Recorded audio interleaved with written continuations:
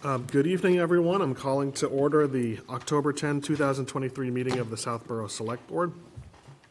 The first item on our agenda is public comment. Public comment is an opportunity for members of the public to speak to an issue which is not on the posted agenda, and we limit public comments to 3 minutes. Is there anyone here wishing to speak to an item which is not on the posted agenda? Mr. Palmer?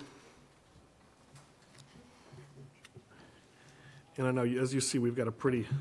I'm going to try and be... Okay, thank you. But I have three things that I'd love to be addressed in the future. My name's Joe Palmer, 158 Parkerville Road. One is I would love to see an accounting of what's been spent of the ARPA funds and have those distributed and made available to the public, but also to Capital and Advisory and the ARPA Committee. We have a town meeting come up not in the distant future. Capital should be aware of what to alter on their plan and to know what might be coming down the pike. Second is that I think that I know there's been a lot of talk. I know you've talked amongst yourselves about having a full communication plan between the town and the citizens. For instance, I think everybody in the town should be notified when there's a select board meeting and making them aware of the fact that when it's going to be. I know it's set days, but people get caught up in their lives and don't necessarily know what's going on. You know, the people around 21 Highland had no idea that there were even discussions going on, a lot of them, for quite a while. I think it's time that a committee was formed to address that and to make a formal plan. Just sending out flyers for this MBTA zoning. There's an opportunity to gather data every time the town communicates, whether it's an email address or a phone number or some other method that they can communicate through. That would be great. The third thing is I think that there needs to be or addressed a plan to fight the MBTA community zoning project. Now, I don't know what's going to happen at town meeting, whether they're going to vote through a zoning plan that the town has, but in the event that we don't, we should have a plan of how to fight it on multiple levels, either both legal and PR.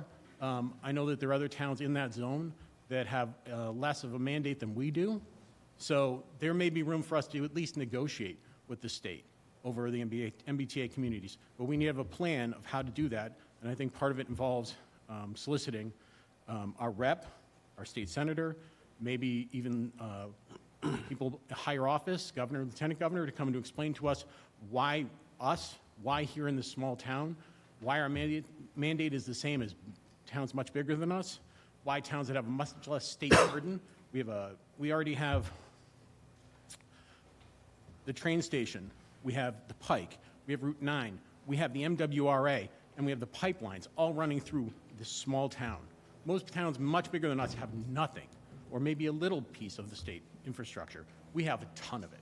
And there's no reason why we should be overburdened by this plan of urban sprawl. Thank you. Appreciate your time. Thank you.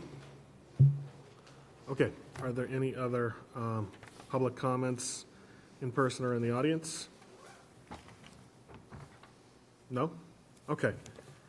The next item on the agenda under scheduled appointments is a continued Class 2 auto dealer hearing for 206 Turnpike Road. And would you two gentlemen, do you have chairs there? Okay, maybe you can just slide them up here. So I'm, oh good, they are there, they are there. I couldn't see it from this angle. Just wanted to make you feel comfortable. So, by way of background, I'm sorry I don't remember your names, but these two gentlemen, or at least one of you, was with us virtually back from September 19th, and a lot of memories have faded since September 19th about this matter. I remember just it being difficult to hear and understand with the audio link. So I suggest if you could just give briefly a summary of who you are, what your business is, what you're looking to do, you know, in terms of hours of operation, number of vehicles, etc. And then we'll open it up again to members of the board for any questions that people may have. Yeah, sure. Hello, everyone. My name is Ming. You can call me Leo, which is my last name. So we are planning to open a Class 2 dealership in Southborough, and we sell used only. And we have several other stores across different states that's outside Massachusetts. So we have been in the business for a couple of years, and we are trying to bring our business to the local community and to the town of Southborough. Okay. And my name is Peng Tian. I'll prefer go by Peng, which means my first name. I'm the store manager. I've been in this business for like several years. I've been working Boston for a while, and now me and Leo will join the local communities, following for the day-to-day operation of the store. Okay. You going to provide some more context about, where your other stores are located and also, the hours of operation of the proposed dealership and the number of vehicles you'd be looking to store on site? Sure. We have our first stores located in Indiana, Lafayette, Indiana, and we have one more in Bloomington, Indiana, and one in Champaign, Illinois. We have one store in Atlanta in Georgia, and another store in Dallas, Dallas, Texas. and one in California coming soon. Yep. That's the store we plan to open like after Massachusetts.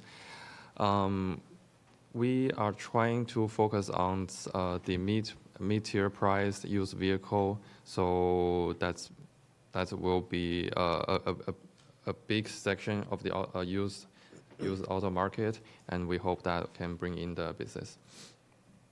And your hours of operation? oh, sure. We are proposing to open from 10 to 6 Monday through Saturday. Okay, thank you. Al, do you have questions? Yes. Welcome to Southborough, by the way. Thank you Thank for you. coming. I appreciate it. I know that a few of the residents had expressed concerns about test drives being taken on Middle Road. Would it be acceptable to you gentlemen if we required that test drives exit right out of your driveway and return the same way? Is that acceptable? Yeah, not a problem. Okay. So our plan was not just become a local community dealership. So our owners do have plans to grow our business to different areas, and because of the internet, we have a lot of clients that check out the vehicles and do all other documentations online without even visiting our store, which is pretty amazing nowadays. And in that way, we are actually reducing the foot traffic in our store, and also because we purchased this property that is not directly on Route 9. Right. So we don't, you won't even see our building. So that also goes in line with our plans because we have more presence online than just an open store and to attract people. As I say, I wish you all of the luck in the world. We need successful businesses in town, and it's acceptable to you if we put that as a condition of your license. Yes. So, So you want them to take a right and a right? yeah, right and a right, and return the same way. Just Yes. keeping traffic off of Middle Road. Sure, not a problem. Yeah, okay. And welcome to Southborough, and I wish you the. Thank you. I wish Thank you you so luck. much. Marguerite? I have no questions. Sam? I'll echo Mr. Hamilton's comments. So we encourage new business in town, so thank you for considering Southborough. One follow-up from the conversation last time, it's my understanding that there will be no repairs done on site. You've subcontracted that to someone else outside. And that would be an acceptable condition as well to the permit, no on-site repair work. Yes. Correct? Yep. Okay. That's it for me. Thank you. Okay, thank you. Okay. Kathy? So I echo the welcome to Southborough comment. We love new business. So we've had an issue with a similar business recently where cars were being delivered at all time during the night, and it was disturbing the neighborhood with headlights shining in windows, et cetera. I don't think that's going to be the case where you are. But just to be clear, are you going to have cars delivered outside the 10 to 6? Well, we have been working with truck drivers or trailer drivers before, so they are fully aware that we are a business, and business only open during business hours. So we will not be taking deliveries or send our cars outside our proposed business hours. Okay, good answer. All right, so thank you. Thank you. Okay, I don't have any further questions, and thank you for your patience and coming back for a continued hearing in person. So, would someone like to take a stab at? We have a question. Oh, I'm sorry. Comment. Sure. Well, You want to? Let Bonnie, actually, Mrs. Fana I'm has a sorry. comment. I'm sorry for holding you up. I was in the property yesterday. You probably saw me driving around. The deliveries, when you receive the vehicles, twice now, the trailer that was delivering them stopped on Route 9 to unload at the turnaround. Is that going to be happening? Well, Well, it shouldn't be happening because it's at the turnaround and you can't get out of Middle Road to go right. Well, we will try our best to ask all the trailer drivers to get closer to our building to do the unloading, and we will make sure that they do not stop on Route 9 anymore. Right, it's happened twice in a month. Well, I think there might be different. There might be some difficulties in the communications, but once we are open and fully operational, we will have better contact with all the truck drivers. All right, I'd like that to be in a condition because it is the turnaround at Route 9 at Middle Road in both directions. And the other observation that I've made, bringing the vehicles into your site, which is very neat, there seems to be conflict with what's happening behind you, and if you're delivering vehicles, the rotation of the trucks in the parking lot. With the landscape company going in and out, and you bringing in a tractor-trailer with cars on it, it doesn't seem like there's an area for that, or allow you to back out of there either. There are some areas in our parking lots, even though it doesn't look very big, but most trailer drivers, they are professionals. They've been doing their business for years, and as long as there is some room to let them turn around, they will make their way. Okay, and the third thing is that there be no parking on the grass area behind the abutter, Mrs. Leeds property, and running idle vehicles. Yeah, we will make sure all the truck drivers stay on pavements, because we know the grassland are usually very soft, and once they get on, they cannot get out. So nobody wants to get on grass. And thank you. Mr. Chairman? Yes. I don't think we can make it a condition that no parking on Route 9 there. I mean, we can, take their efforts to encourage drivers not to, but they don't actually directly control the drivers at all times. So I think the intent is clear, but it seems to me conditioning it that way is a step too far, frankly. I tend to agree with you, and another thing is they've already been through a site plan approval process. Yep. But the one kind of point of reference that I can think of is from prior things in the ZBA involving Ken's Foods, where there are successive permits to expand it. I mean, I believe that for some of their permits, the condition isn't that, the trucks have to take this certain way, but that the holder of the license will direct Yes. people coming and going to take this And particular. that works for me, certainly. Yeah. Okay, so I'll take a stab at this. I'll take a stab at it. Okay, all right.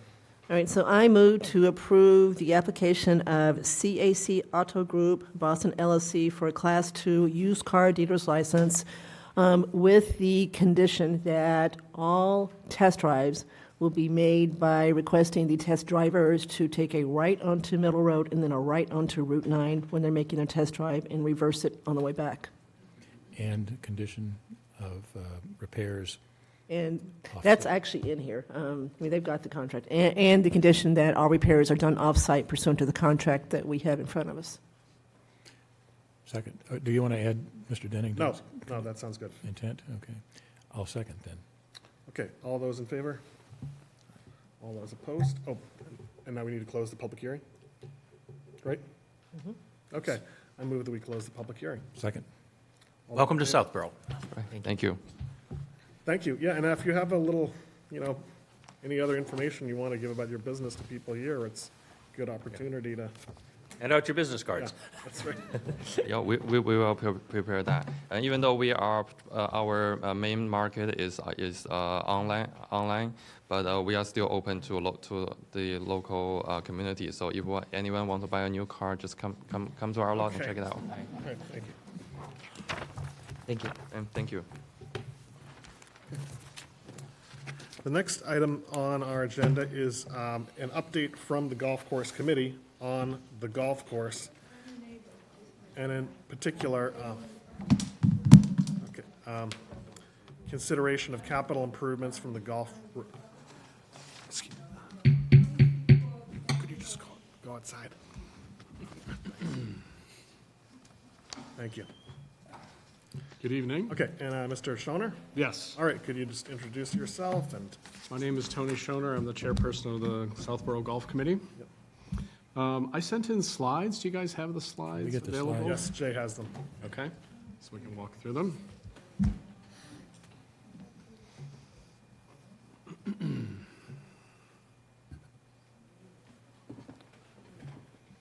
Thank you very much. So I was here a year ago presenting on behalf of the Southborough Golf Committee. Over the last year, a lot of progress has been made. If we can move to the next slide, please. As a reminder, this is really a very unique part of Southborough. Not many towns have a public golf course. I really highly commend the group of people that made the decision 5 years ago or so to keep this in town. I think that was an incredibly good decision. Lots of people use the golf course. It's just a wonderful outdoor recreation area. It's a historically significant golf course. It preserves lots of land in the middle of town. The number of users using the golf course is going up a lot each year, and the course is self-funded. The clever mechanism that was put in place 5 years ago to pay for the enhancements to the course is working. The course has been self-funded for the last 5 years. Next slide, please. There are 5 current members on the committee. I'm here this evening, and Rosemary Fedorchak is here also. Quite a few improvements over the last year. For those of you who have not been up there, the driveway has been paved, the parking lot's been paved. Several projects were executed in the last year to, and maybe there's a better way of saying this, but we're trying to keep more balls on the course, have fewer balls leave the course. There's been quite a bit of feedback from the neighbors, particularly on Lattice Esquama, and so the committee's been listening, and with the funds from the revolving fund, we've been able to do quite a few things to try to keep more balls on the course. Moved 2 tee boxes, added quite a few trees, added some more fencing. So I think all of those projects over the last year are really just very nice improvements to the course. Next slide, please. As you can see here, the rounds continue to grow year over year. Certainly, there's been a return to golf in general in the United States over the last 5 years, and the course is looking better. It's just it's a nice-looking course in the middle of town, and so all of these things have lined up for continued growth at the Southborough Golf Club. Next slide, please. And you can see that the funds coming back to the town, where it says town fee, have been continuing to grow. So these are the funds that have been used to pay for the improvements so far. So a forecast of over $80,000 coming back into the revolving fund that can be used to further improve the course. So the golf course is a financially viable entity. in addition to being a great thing in the middle of town. Next slide, please. So we have a couple of projects that we'd like to pursue, that the management company would like to pursue in the very near term, this fall.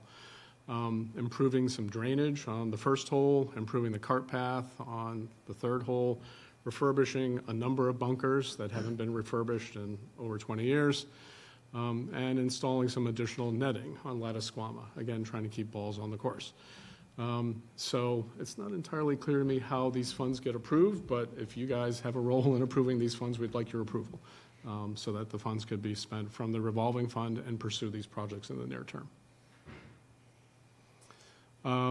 Longer term, but next year, the golf committee would like to pursue replacing the irrigation system. The irrigation system is over 50 years old. It's leaking, it fails frequently, it's difficult to operate, time-consuming to operate. The time has come to replace this irrigation system. A new system has been designed that would reduce water consumption, provide better coverage, and just be easier to operate for the management company. It would make the course look better. We have an estimate of $525,000 for putting in this new irrigation system. We have a lot of confidence that the management company could, manage this project to get this put in place. And so I think this would be a really good outcome for the golf course and the town. It's a substantial amount of money that would need to be allocated to do this. We're in the process of talking to the CPC committee about using CPA funds, so I'll be presenting to them this Thursday. We submitted an application a while ago. So we'd like some guidance from this committee about how we should think about funding an activity like this. $525,000. I understand maybe some of the funding could come from the revolving fund. Maybe some comes from CPA funds. I think you guys have some input into how that process works, and so any guidance you can provide or advice you can provide about how we go down this path would be very appreciated. Okay. I guess I'll start with one question. So the quote of $525,000, how did you get that quote? The management company. Or estimate. The management company reached out to a vendor that designs and installs these and came back with a pretty clean proposal.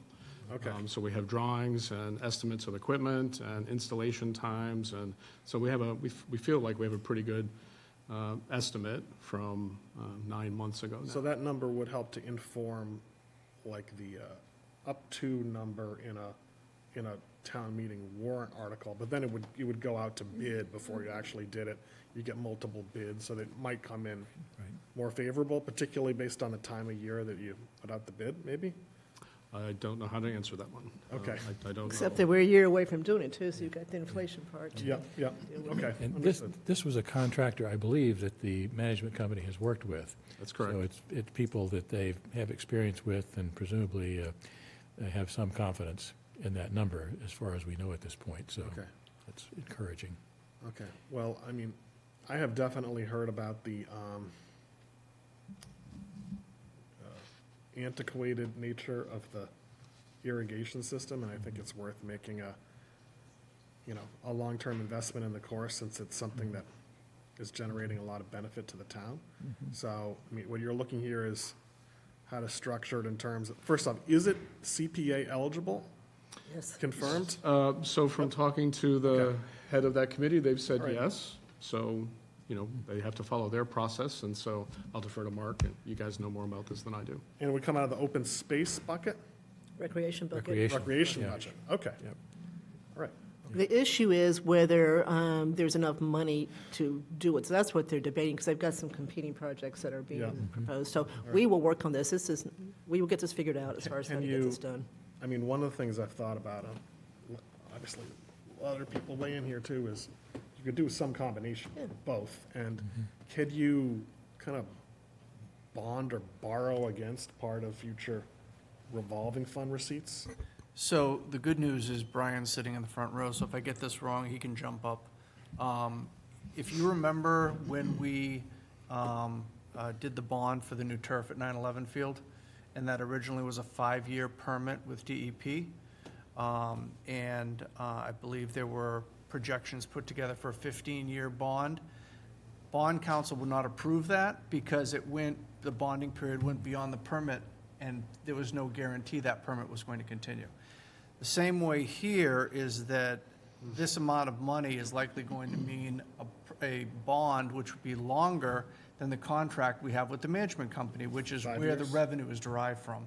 Is it 5 years? I think Goes to the end of Three 26. 3 years plus an extension. 26 I is think. the end of the 3 contract. with 2 1-year extensions at the town's discretion. So so in other words, you'd have to find a way to try to line that up to some degree. I know that Mr. Ballantyne tends to be pretty aggressive in his bonding schedules, but, you need to see, what makes sense. If you take a look at, the slide that was up in terms of the revenues that the town has taken in, it's just been last year and this year where things have really started to take off. Last year, about 76,000. This year, probably 81,000 conservatively based on October, November in the past. Before that, it had been 30,000, 20,000. It really had been low. So we're really starting to see some revenue. There are some projects that Golf identified, some of the near-term projects that I think can be paid directly out of the fund. But this is something that, we'll really, as Ms. Cook had said, going to need to take a look at how this gets structured so that if you want to take benefit from the revolving fund as well as whatever CPC is willing to invest in the project. And Tony, are you also going to the advisory committee, seek similar? I mean, eventually, you'll need to go to the advisory committee if it's on the town meeting warrant to get there. It'd be nice to be aligned with the advisory committee. Certainly, if that's someone we need to speak to, then we'll speak to them. Not trying to create more work. Well, they're going to make, they make a recommendation to town meeting for anything that's financial, so they will get involved in this. Okay. Hey, Brian, does CPC have the same bonding restriction that Mark just described as far as having the contract match the term of the bond? I don't think so either. So I just don't think we should get into the details of how to do this. I think it's all doable. I'm certainly all in favor of everything you've listed there. I'm hoping that we get to the point that we've really got the major capital of the way and we can actually start pulling some money out of the revolving fund to fund the general fund expenses. We're not quite there yet, but I think this is a project we can now look back on, just like you said, and be very happy with the way it has turned out. You didn't know how it was going to turn out when we first did this, but this year we're now in that second tranche of revenue where we're getting 20% instead of 12%, so we've crossed over that for the first time. So it's definitely going, as your slide showed, in the right direction. So I appreciate everything you personally have done and your eagerness to do this and your attitude about the whole thing. So we will work with CPC on trying to figure out how to structure this. Al? And then I saw Marguerite. Yeah, a couple quick questions. You had cited that there would be substantial labor savings in implementing a new system. Have you made an estimate of what those are? No.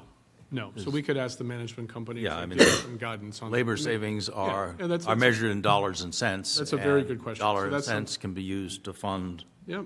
Yeah, but they're not our labor savings, so we just get, we get a slice of the top, right? And then the management company pays for all the labor, everything, so it'd save them money, and maybe we could get a better deal worked out, but Maybe it's the not our management labor. company would like to contribute if we extended their contract. It seems to me that I would like to see this funded out of golf revenues. I do not want to see this funded out of the CPA. I'm on the record as saying that we spend way too much CPA money in this general neighborhood, and unfortunately, you're in the general neighborhood. So I think the golf course, we need to find a mechanism so that the golf course stands on its own, and that includes its long-term expenses. It does look to me like the irrigation system should certainly have at least a 10-year depreciation schedule, and the $525K over 10 years seems like a reasonable number to be financed. I think the numbers are there if we can get the legal niceties to line up with the numbers.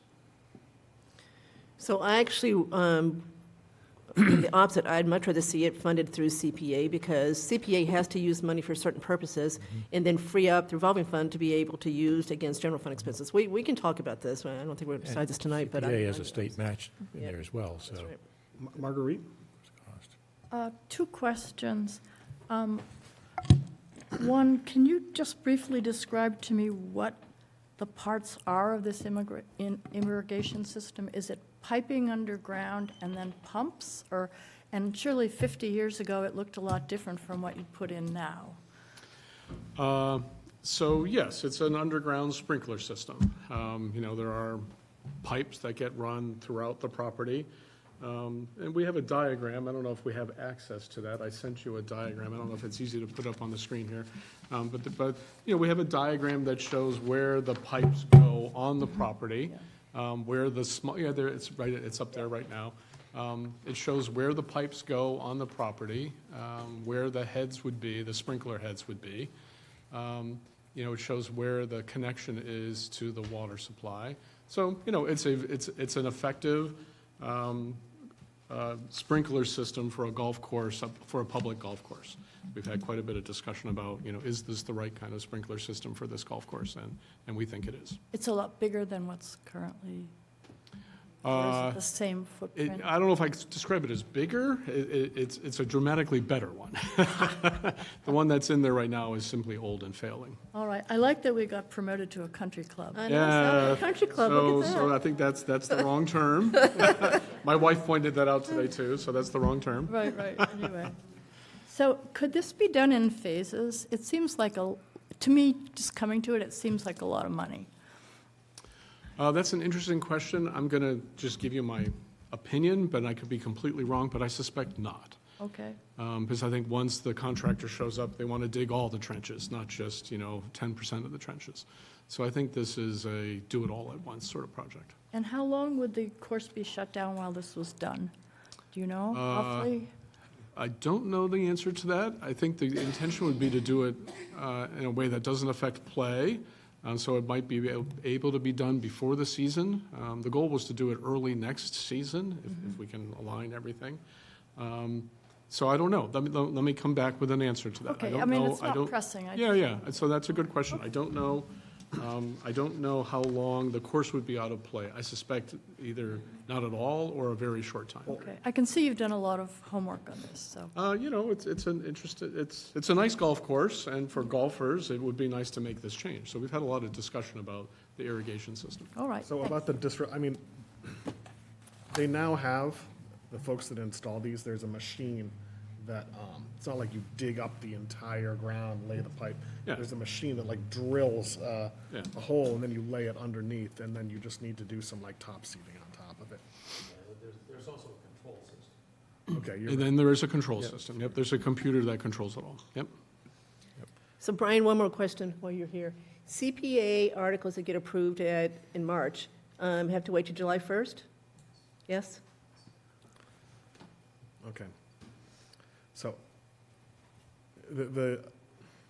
Sam, do you have any other questions? Just to point out, I'm also in favor of CPA funding for this for a variety of reasons. One is that, again, the state match that makes it effectively somewhat less expensive for the town.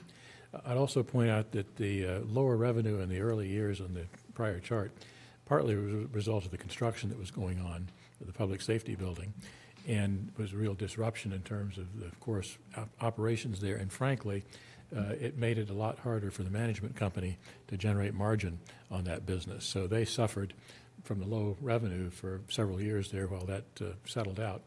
And they're now making more money, and it's my sense from sort of anecdotal observation that they are more willing now to spend money on some of these improvements from their revenues, their piece of the revenue, because they're doing a lot better now than they were during earlier years here. And finally, I think the irrigation is important because early on, before the whole project started, the public safety building, previous golf committee had consultants in who looked at the capacity of the course, and the estimates were that we can bump the rounds by somewhere in the range of 20% over what we're seeing now if we can get more play out of the course, which irrigation will certainly help extend the season. So I think it's a reinforcing process here that that investment, I think, will pay back in terms of increased revenue to the town as well. So I strongly support this. So I'm sorry, so you've kind of jogged my memory here, Sam. So it's also the case that it's rained a lot this year. Yes. And so the course looks very good, not because of the existing failing irrigation system, but because it has rained a lot. And so a lot of people are happy to go out and play on the course. And so if it's dry next year, if we don't have a new irrigation system, at some point play will drop off. And those funds that the town is benefiting from right now might also drop off. So I think in some ways a new irrigation system is an investment in making this, continuing to have those funds flow in. So just to kind of conclude what I think you're asking for tonight, the first list of things that cost $60,000 first, we can do that out of the revolving fund with a vote of the select board. So we don't have to wait for town meeting for that. So that could get done sooner than later, as long as the money is in the revolving fund, and I'm not sure what's in there right now. So we got to look and see what's in it. So that can happen soon. The 550 is probably going to have to wait to town meeting one way or the other. So you're probably talking about a year from now and not next spring, unfortunately, to get that one done, I think. Okay, and Mr. Hamilton had a So, comment. just sort of a quick observation here, which is, if we're going to invest, another $500,000 in the facility, I think we ought to have a conversation with the management company about the return we get on that money. And, this may be the time to renegotiate the arrangement. If, $500,000 is not a small amount of the taxpayers' money. And as far as I'm concerned, this is a business, pure and simple. I don't golf. Well, I do, but what I do with a club you wouldn't call golf. But, if we're going to invest $500,000 plus in this facility, then I think we ought to be talking about the return we get on our investment. And I agree, I want to see a return too, so I think that's what the ultimate goal is. So I think this is the time also to sit down with the management company. We can talk about extending their agreement if they're interested, and about the terms. I understand the concept. I guess I would view that as a conversation at the next renewal date, because I think they're still underwater a little bit from the slowdown from the construction process there. It's my personal observation. I don't have any numbers for that, but You want another $500,000, let's sit down and talk. So to kind of, I've got lots of other uses for this money. We need playgrounds in this town. And, there are no playgrounds in my neighborhood, there are no fire hydrants in my neighborhood. Sidewalks. There's no parks in my neighborhood. Sidewalks. There are no sidewalks in my neighborhood. And this neighborhood. well, that's not all CPA eligible, though. I understand, but, there are other claims on this money. And, make me a business proposal for how we get a return on the 5 1/4, and I'm all ears. So just to kind of sum up, you're not here looking for a particular vote, I think, right? But just, Certainly not on the irrigation system. okay, yeah, just some general feedback and, Well, I do think Golf Committee would like a vote on those 4 near-term projects. I mean, I can guarantee you that we have $60,000 in that fund, because do. that is what we've taken in, The last 2 we've months. taken in so far And we this year. haven't spent it, okay. So you can get this done in the fall? Yes. Okay, so Okay. What is the balance of the revolving fund? More than 60? I'd have to go back, I don't have access to that, I have to go. would this have to also go through the capital committee, or, No. no? No. Okay, because Would inform capital committee as to what is being done. okay. It's a bunch of smaller things that in total add up to 60? Yes. Okay. that first line up there. So I'll And make. you want to do it this fall, I so you get think it there's an done? ability to get the Okay. majority of that work Yep. done. To do it this fall. calendar year. Okay, Yes. Yep. all right. That makes sense to me. Okay. me too. I move that the select board authorize expenditure from the golf revolving fund for the 4 near-term projects shown on this presentation from the golf course committee, Totaling up to 60,000. totaling up Yeah, to not to $60,000, exceed. not to exceed 60. Second. Okay, all those in favor? All those opposed? And just on, Kathy, a follow-up question to your point. You think this is something that's not going to be on a town meeting warrant for spring 2024, but 2025? No, 24, but you Okay. can't spend it to 7/1/24. you're in the middle of the golf season at that point, so they won't Okay, be I able to understand do that. it till after the golf Okay. season, '24. I think it does make sense to do it in a way where you use CPA money, but also some of the golf course revolving fund.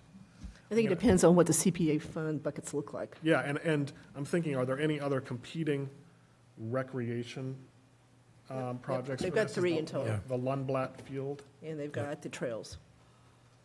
So they've got 3, so they, we The- got to see what the money looks like. Okay.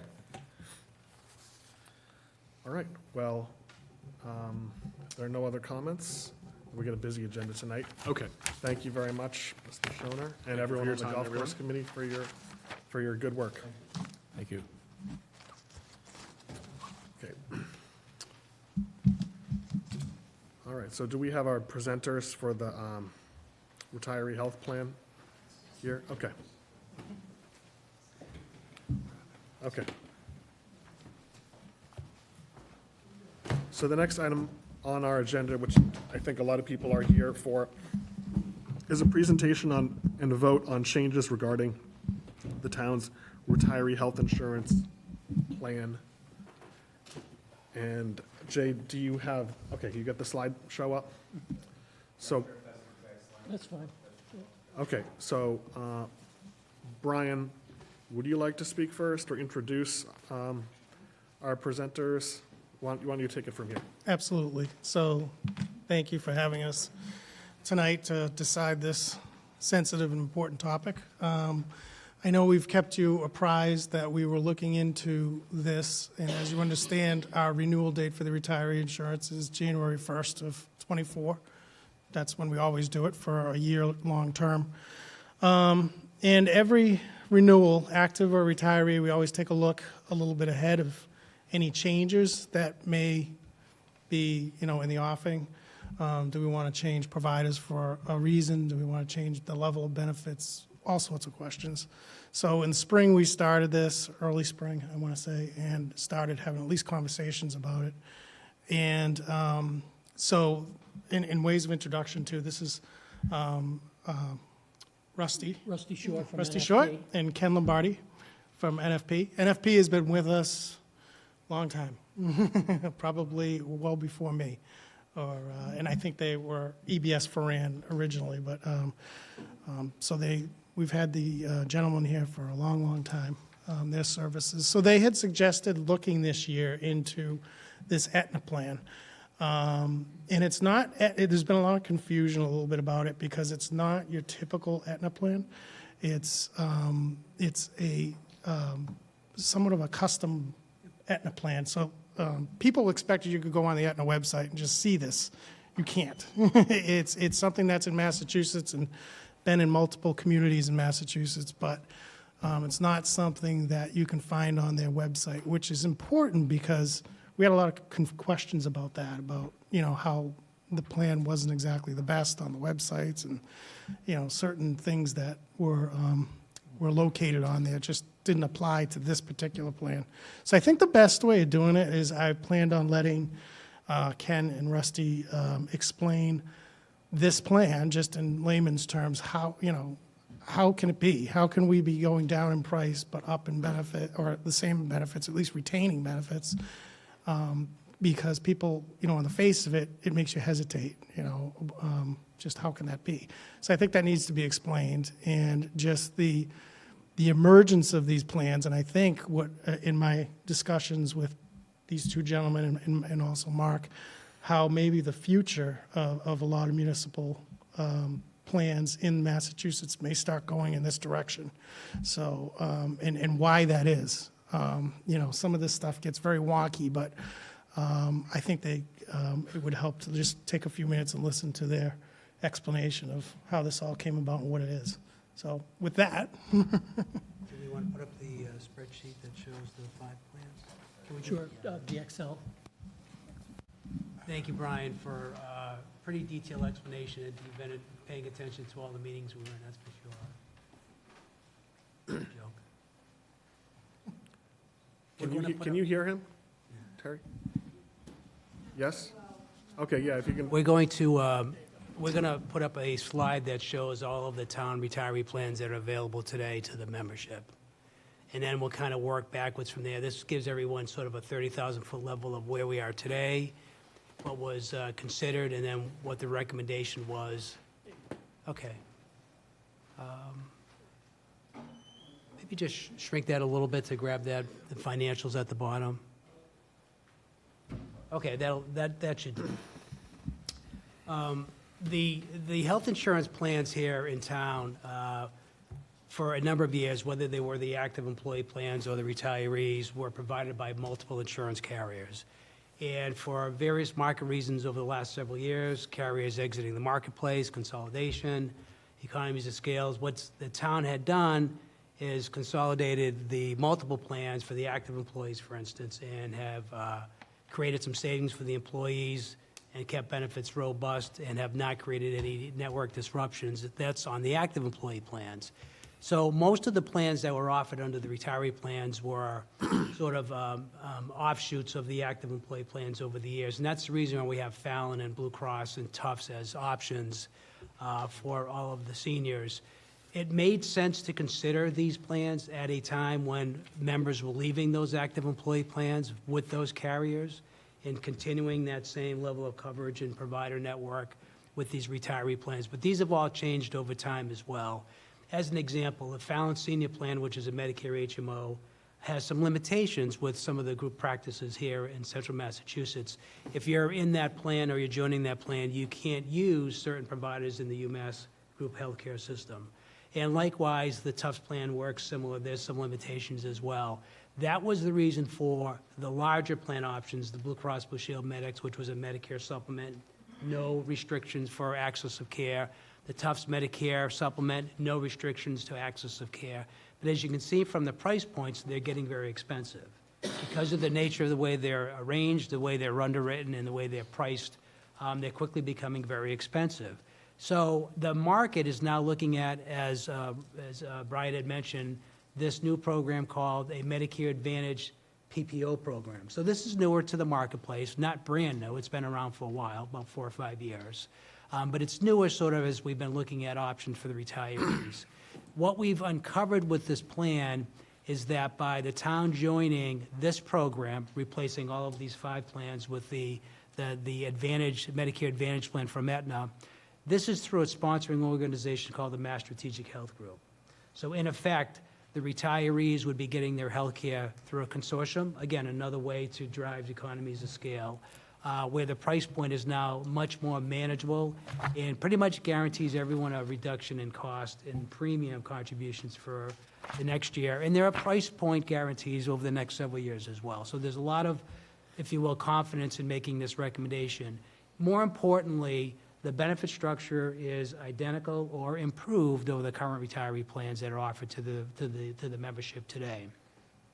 It does come with a prescription drug program, just like the other plans do.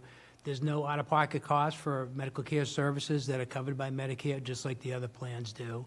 Although some of those plans do have cost-sharing features, deductibles, if you will, for hospitalization and co-pays for physician services. In addition, since it's a Medicare Advantage plan, it comes with additional benefits. So these are unique to this program that we've been able to figure out adds additional services to the membership that they weren't able to get completely with all the other plan options. So for those variations, that's why there's a lower price point. Right about now, I think there's about 6,000 Massachusetts retirees in this healthcare plan. And there's a number of communities in central Massachusetts that use this plan. We did survey them. We actually had representatives from some of those plans speak to our retirees during informational meetings to make sure that they could explain how their experiences were with the plan and to see if there were any issues to be concerned with. The one point we want to make about this plan is the confusion, if you will, if there was any during the presentation, came with the fact that it's determined, or it's kind of known that when it's a Medicare Advantage plan, the world looks at that as a regular HMO-style plan. But Brian was correct. This is not an individual Medicare plan offered through the healthcare exchanges in Massachusetts or directly sold by insurance companies. This is a group retiree health insurance plan provided by Aetna, which, as you know, is owned by CVS Caremark, which is one of the largest corporations in the country. And CVS Caremark is the pharmacy program provider. So therefore, there's economies of scale because the business owner is providing a cost-effective prescription drug formulary program for our seniors. So there's a number of reasons that justify why this price point is relevant to where we want to be. It's the one opportunity where we can bring all of the retirees under one plan. Some of the retirees save a significant amount of premium annually. We don't want to ignore that. That's not the only cost retirees have. Every year, they also have to pay Medicare Part B premium, either reduced from Social Security or paid quarterly to Medicare, and that's going up to $175 a month. It's currently at about $165. So we felt it was the town's, well, we felt the town should be sensitive to all of the cost issues that memberships would see going forward. So in keeping with the consolidation of carrier plans, which have proved beneficial for the active employees, we're taking that same tact and strategic approach for this program as well as of January 1st of 2024. Just one thing I'd add, too, is an important component of the program is a retiree concierge service that comes along with this Mass Strategic Health Group Aetna program. So this is a third party that would be engaged to provide retirees with information. They would call a toll-free number, a live person would answer the phone. They would have that individual assigned to their case or their inquiry through completion. So it's one call to a dedicated representative who would work with them. Questions could range from, I have questions about my Medicare Part A and B. I have questions about the provider network and providers. I have questions about accessing care. Those individuals can help navigate that. So it helps not only the retiree with a point of contact that they can feel confident in, but it also helps from an administrative standpoint with the town and taking some of that burden off of the town employees as well. Okay. Questions? Couple questions. So I understand how you get better premiums on a group plan versus the individual plan. So is this a group plan with all the other communities that are part of the strategic health group, or is it just with the town, Southborough? Yep. So It's a customized benefit plan for the town, but it's within that joint purchasing consortium. So each town or entity can have a different schedule of benefits. For example, prescription drug copays or office visit copays can differ. But the underwriting, the premiums are based on the purchase power of, Exactly. okay. Yeah, and Andrew, great point, because what we are afforded is as we increase enrollment globally in Massachusetts, if we reach additional enrollment counts, we'll actually see a decrease in premium. So as it gets bigger, we may see reduction in Because cost. I think, some of the more skeptical questions I've heard for this is it seems too good to be true, that you could see any doctor you want, anywhere in the country. There's no copays, the premium is less. I think the answer to that is just group purchasing power, but. And Aetna is a nationwide company, whereas Fallon, Tufts, et cetera, are here. Local, yeah. Yep. I might add that skeptical is obviously one of the things we always think about too when we look at these options. What we've seen in the marketplace is the development of that exact same style plan, Medicare Advantage PPO, with some of these other carriers with similar price points, not necessarily right down to the $300 level, but because we see a marketplace that's trying to, be competitive, that suggests to us that it's a market that the carriers want to be.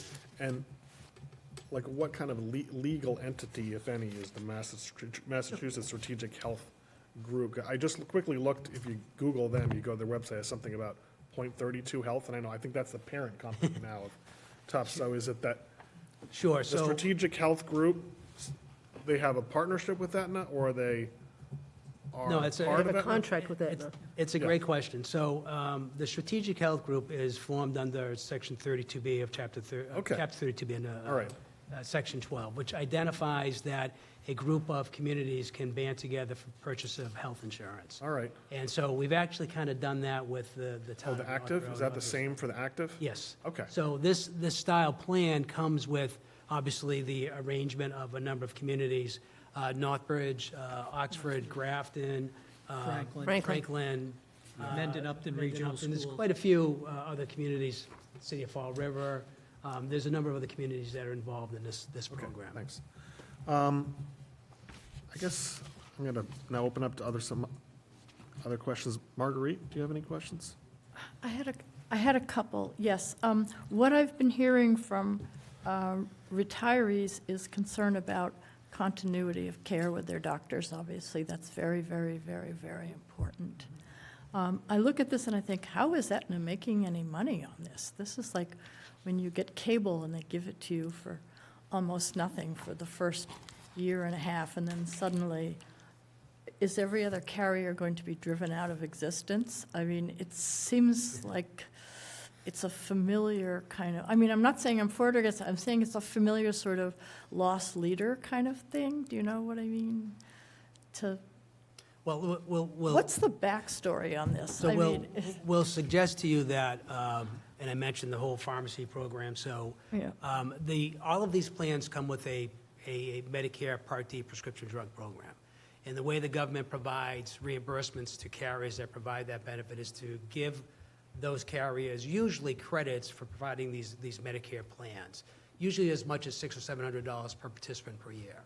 So it's likely that that amount of money is going to offset some of the costs that the membership is paying, because Medicare is giving that to Aetna. So Aetna is getting paid from the government, and is getting paid from the town of Southborough and from the retirees. So the sum of all those pieces is how they're able to keep that price point at the level where it is. So they're being subsidized? Oh, sure, yeah. Medicare provides a subsidy for prescription drug plans. Because Medicare figures ultimately this will be less expensive than Yes. going with Yep. 5 different Yeah. types. The group practices that participate in these programs all have certain metrics to meet under Medicare. And usually, based on their star rating, 4 or 5 stars, if you will, they're eligible for reimbursements annually. I was aware that at one point, I think Fallon was, don't quote me on this, but getting as much as $1,000 a year per participant in its Fallon Senior Plan. I'm not sure if that's still the case or not, but that's the incentive for them to provide these plans efficiently through Medicare. So Medicare, like every other health plan, they have to meet metrics. But the size of this plan in this unique location suggests that that's probably a reasonable number. I think the prescription drug cost is a big part of it. Yeah, I'm not surprised.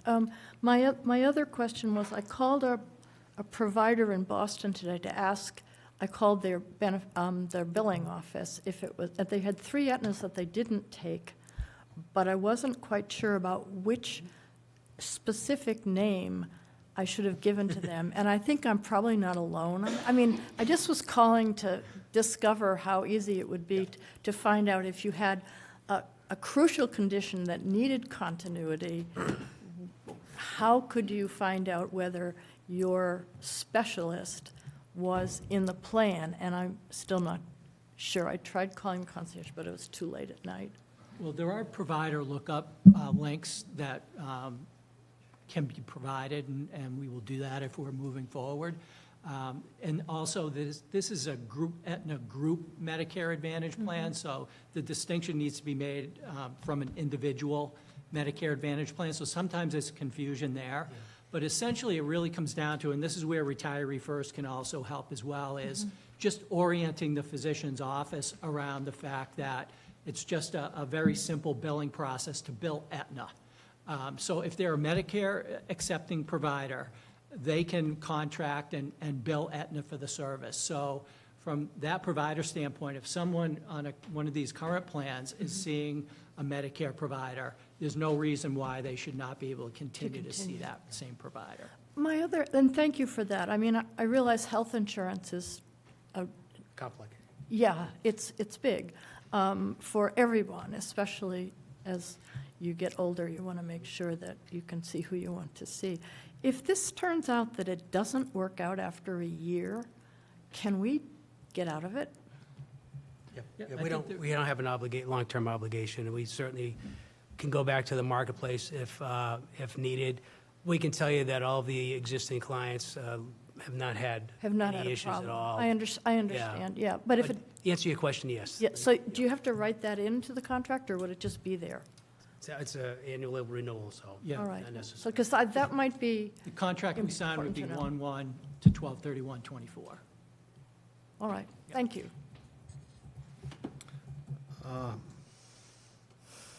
Kathy? Yeah. Okay, you want So I just want to expand on Marguerite's question about the doctors she called today.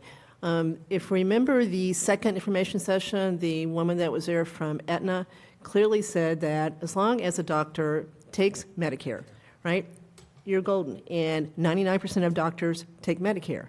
So there should be no issue with someone not having their favorite doctor be part of this program.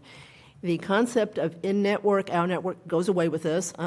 Forget the fact that the doctor might not be the network. That's their problem. They'll do a different set of paperwork. But no, to me, this is the big advantage. That's why I think we need to repeat this, is that a lot of retirees move. And so with this plan, it doesn't matter where you live. There is no more in-network, out-of-network. You're fine, no matter where you are, as long as you've got a Medicare-accepting doctor. So that, to me, is a big improvement with this plan. So yes, we're going to save quite a bit of money, but to me, that is a big improvement plan. A couple of specific questions. The memo that we got today, or recently, implied that Retiree First is contract, is part of Aetna. I would think it's contract, I would think it's totally separate from Aetna, that it contracts with MS. Just for clarity, that's the concierge service? Yeah. Misspoke on that. Their contract with MSA. Right, which makes sense to me. So they're independent, so they're not part of Aetna, they're not on Aetna's side, and so they're going to try to give you good, concrete help when you call and need help, right? And that's, to me, the second advantage. You didn't have that before, so you've got someone to pick up the phone, if you've got an issue with a drug, whatever, to do that. The third thing is, can you describe what's in the, I believe it's called silver what? Silver sneakers. What does silver sneakers allow you to do? Fitness program that retirees can join and have incentives paid for participating in various activities. And did they have that in all 5 programs before? No. Okay, so this is new too, where they can actually start, I'm doing this. Fallon, So, yeah, Fallon may have had it. okay, but the other 4 The didn't. others done it. Okay. Tough stuff. Right, so one more point to everybody.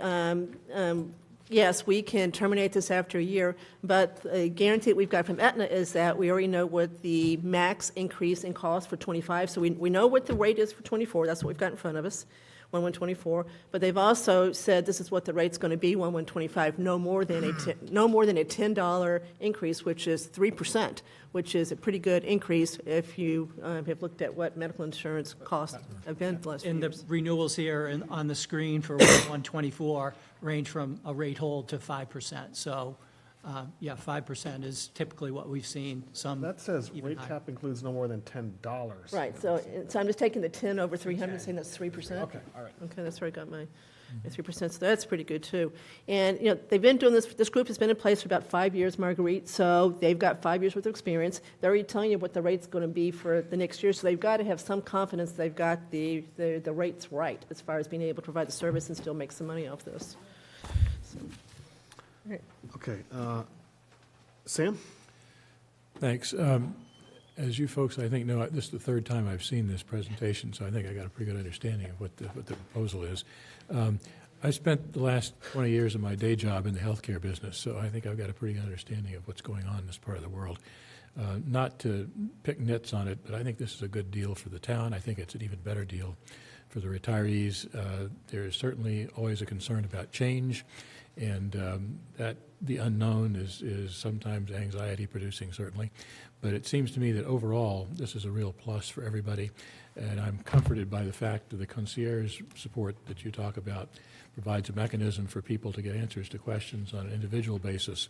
And the feedback I heard from the towns that had representatives at the sessions was that that works effectively in terms of dealing with any inconsistencies, discontinuities, et cetera. So I have great confidence that this will turn out to be a great program for everyone. And again, as Marguerite asked, if it somehow doesn't turn out that way, we have an option to rethink it after a year here. So I'm solidly supportive of this. Thank you.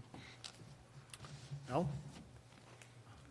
As long as employees can continue to see a specialist that they're seeing under one of these other programs, then I'm okay. But as that was the concern that was expressed to me as well. So as long as you've got continuity of care with the doctors who you may see for some unusual, we have, some of the world's best doctors in the Commonwealth, and once in a while, unfortunately, people need those folks. And as long as that is still available to the retirees, I'm okay. Okay, at this point, I'd like to open up for any questions or comments from the public. If you could just go to the stand over there, thank you, and introduce yourself, please.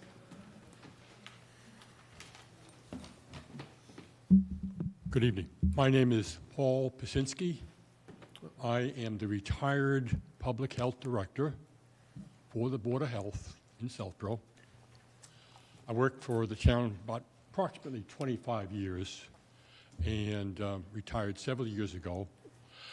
I'm not going to repeat a lot of what has already been said at some of the information meetings that I've attended. I've attended 2 of them and listened tonight. To me, it sounds like a fantastic deal. I'm all in favor of it. And that's just me. When I worked for the Board of Health, my background was really more in waste management, sanitation control, things of that kind, water pollution, all that sort of thing. We left a lot of the so-called medical issues, vaccines and all that sort of thing, communicable diseases to the part-time public health nurse. They have a lot more in the way of complementary medical professionals now for the Board of Health. But so my expertise is really not in the medical, other than the fact that I like a lot of the things I saw already with this particular program. If the town and the Board of Selectmen vote to enter into it. Was mentioned, Kathy mentioned, asked about silver sneakers. Many years ago, I personally, my wife and I joined the YMCA. I think we paid $1,400 a year for the benefits of going there, using their fitness equipment, treadmills, those sort of things, because we don't have those at home. Because I wasn't in the particular Fallon program, I was not eligible for any of that.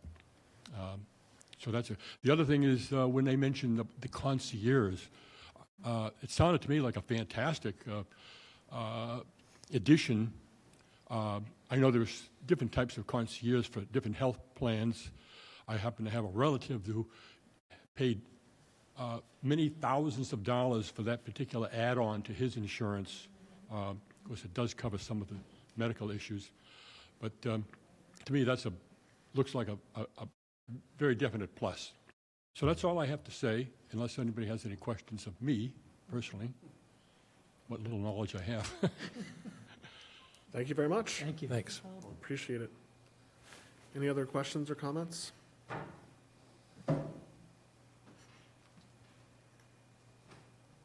Actually, when do you go next? Thank you. Go right ahead.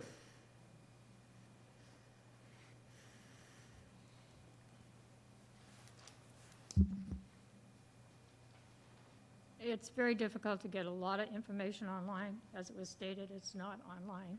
I was wondering when the town is going to receive a packet so that we that are involved in this will have access to all of that information before, well, we don't have a choice, so soon, I hope. The other thing I'd like to ask, did any of you run the numbers as far as each member in each of the existing plans? What the plan costs the individual and what the plan costs the town? I did. You want a copy? When you're saying, like, for actual experience about what you would have in terms of co-pays and deductibles, or? What I'm saying, what the town pays for each plan and what the retiree pays for each plan today. So do we know the answer to when the packet's going to go out? If we move forward, Aetna will provide a summary of benefits, schedule of benefits. We'll also set up an informational breakfast or some sort of gathering with all the retirees who are interested in attending that will be hosted at a central location to answer questions and make sure they have all the information they need as we prepare for January 1. That would be probably in the November timeframe we'd do that. Okay. The next question I have for the board. The active members today, they have one health plan, but they have 3 choices within that plan. Are you suggesting they're going to be all turned into an Aetna one-plan choice as well? No, not yet. Not yet. I mean, this is a Medicare plan, so obviously they're not on Medicare, so I don't know if there is a comparable plan for actives or not. We already took the step of joining the group a couple years ago with Northborough and Algonquin to try to spread the cost out a larger group, so we did that already. So I don't know of any desire right now to go any further, but you guys would know better than So I do. I'll offer a comment. The town can't restrict the membership on the active employees to just one plan. It would offer a PPO plan, which is required under the state statute, an indemnity-style plan. But you've also adopted options where you can also offer an HMO plan, so we have to offer 2. So we will never be in a position where we just have one healthcare plan option for the membership. All right, the reason I asked that question, the individuals in this room have worked for this community probably 35 years and more. I'm the spouse of someone that worked for this community for 47 years. And during that period, we always had multiple options. I think when the individual retired, they assumed the town was still going to provide those options, which we also paid a higher premium by choice. That choice is being taken away, and we don't have the information. And we've only met twice on this, and the committee, or the individuals on the committee, has met since the spring.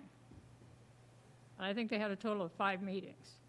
So I don't know how you can make a decision with the lack of information as far as a pamphlet or brochure that your retirees, as of today, they don't even have. It's premature.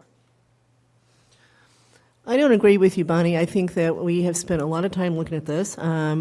Several on here are, well, 4 out of 5 here are Medicare eligible on select board, so it's not like we're not familiar with Medicare. For a living, I actually advise people on this. Mr. Stivers explained what he does. We've gone to the meetings. I've looked at it very closely. I think this is a win-win for the town. It's not just the money. I know you said that to me at one of the recent meetings, and I believe there's been 3 information sessions, not 2. And there's going to be another one when they hand out the packet. But this seems to me to be a better plan and one that's going to save everybody money, retirees more than the town. We've got 170 people on the retiree plan right now, so this is going to save each person over $1,000 a year. We're trying to keep taxes down in this town, and this is another way to help people economically. So I think that we have looked at this very closely. I don't think this is premature. I think a lot of time has been spent to vet this and come up with a plan that improves things. I mean, to be able to say there's no network anymore, to add the silver sneakers program, to add the concierge, I think those are substantive changes to what we have right now. So I think this is a much better program than what we have now. And the fact that it's 1 instead of 5, there's many, many other towns besides the ones that are in this plan that are doing the same thing because of the increase in cost of health insurance. When you've got a bigger group, you've got more people to spread cost over. We've only got 170 people on our plan spread among 5 plans, so we have no buying power whatsoever with what we've got right now. So I respectfully disagree that we have not spent the time and that this is premature. Well, I spent over 15 years sitting where you are, and I think I I've know you spent a did. lot more time at it. As far as the retiree health plan, Brian's provided me a lot of information. I'm very grateful.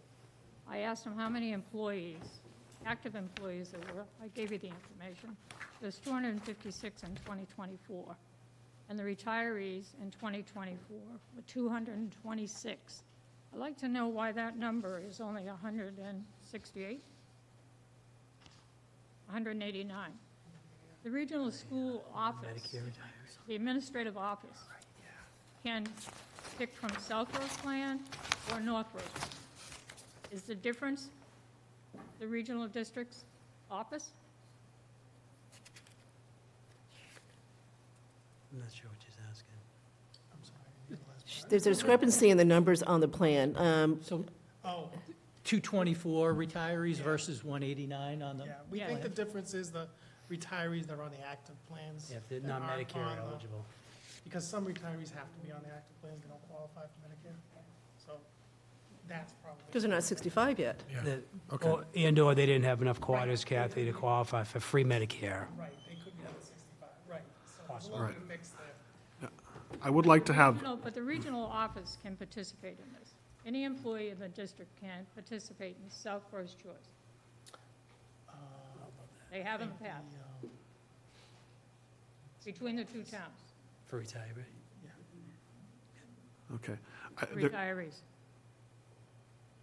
I believe central office employees Yes. would be able to. But that's- So- So the regional in Northborough, I know, since it's brought up, they're actually looking at this too, and they're behind us because they didn't, for a number of reasons. They had other fish to fry that were distracted them, but they are on schedule to possibly implementing this July 1 of '24. Exactly. So, yeah, if the rollout, if everyone does what we may do, so just want to mention that.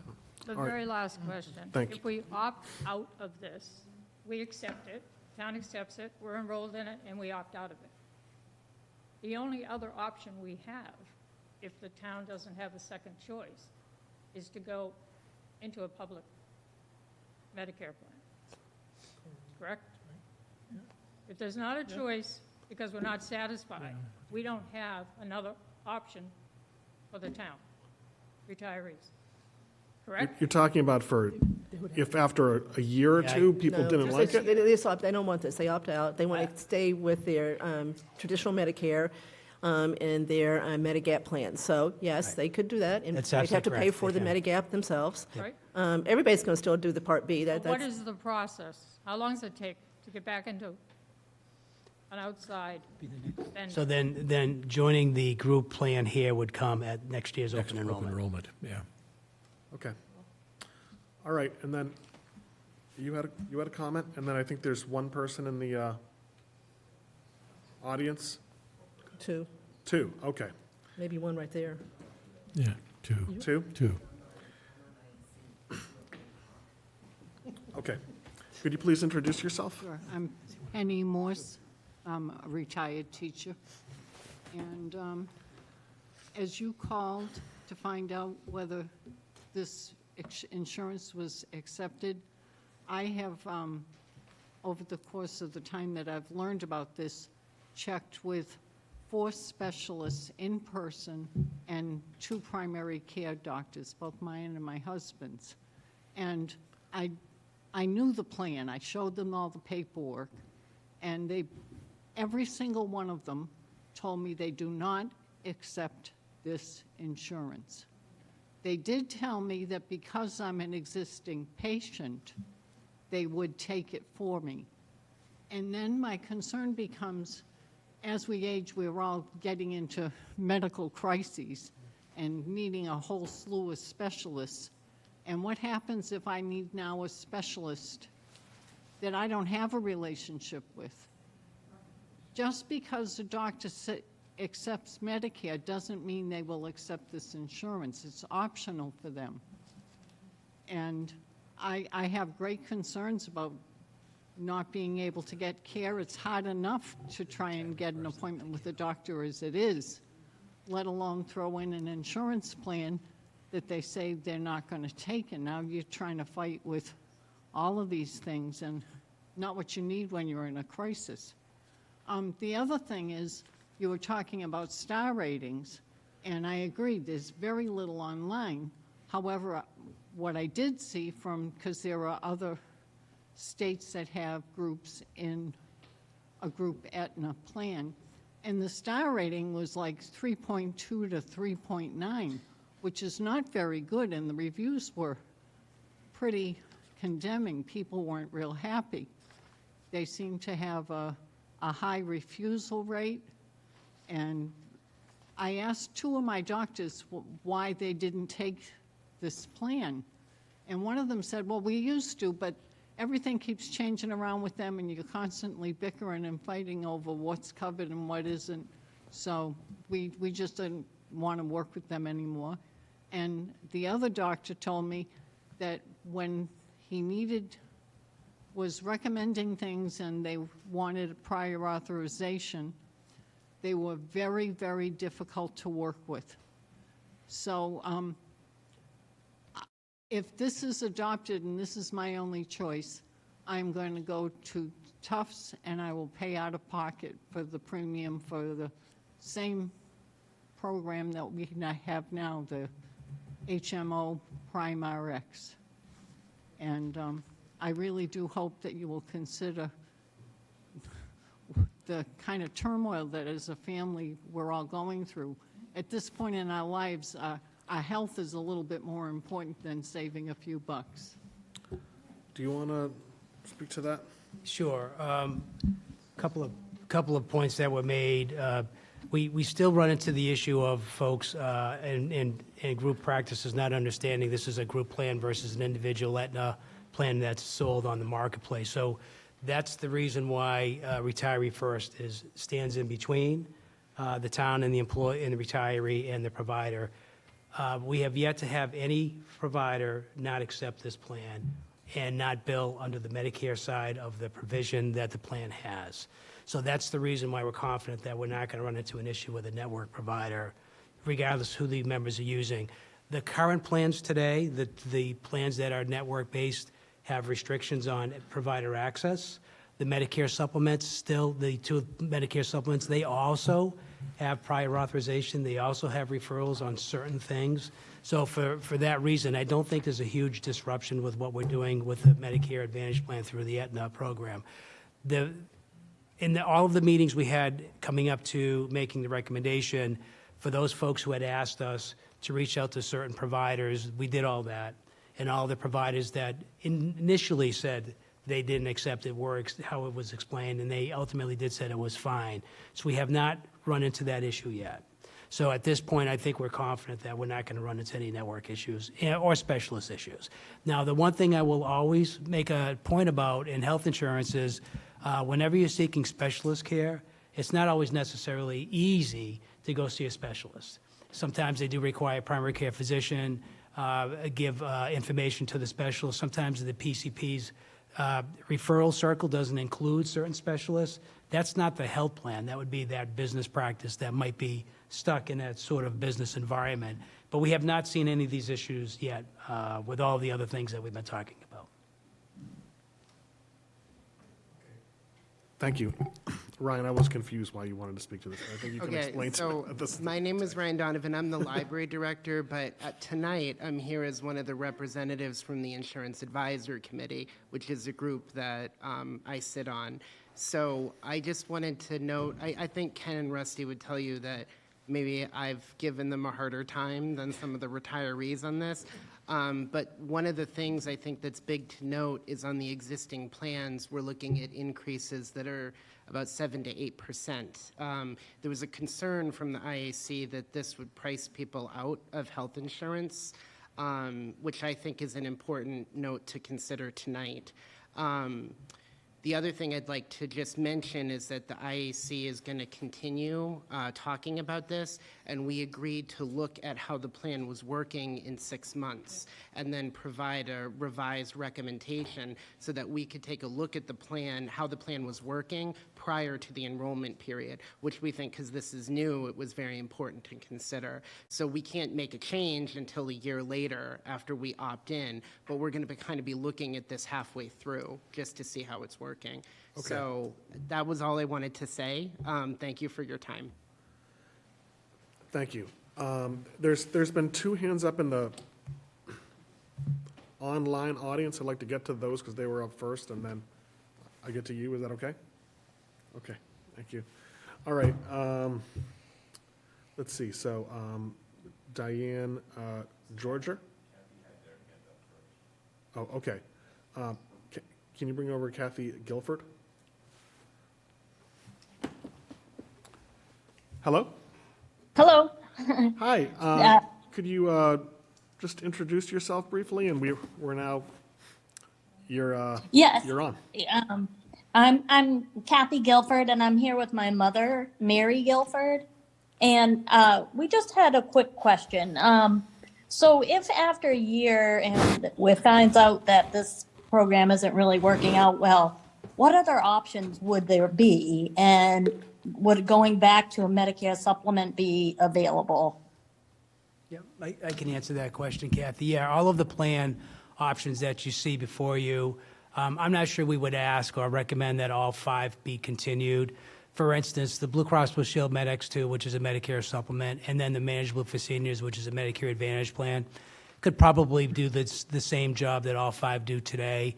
You know, when we started with all of these options, these costs weren't this dramatic.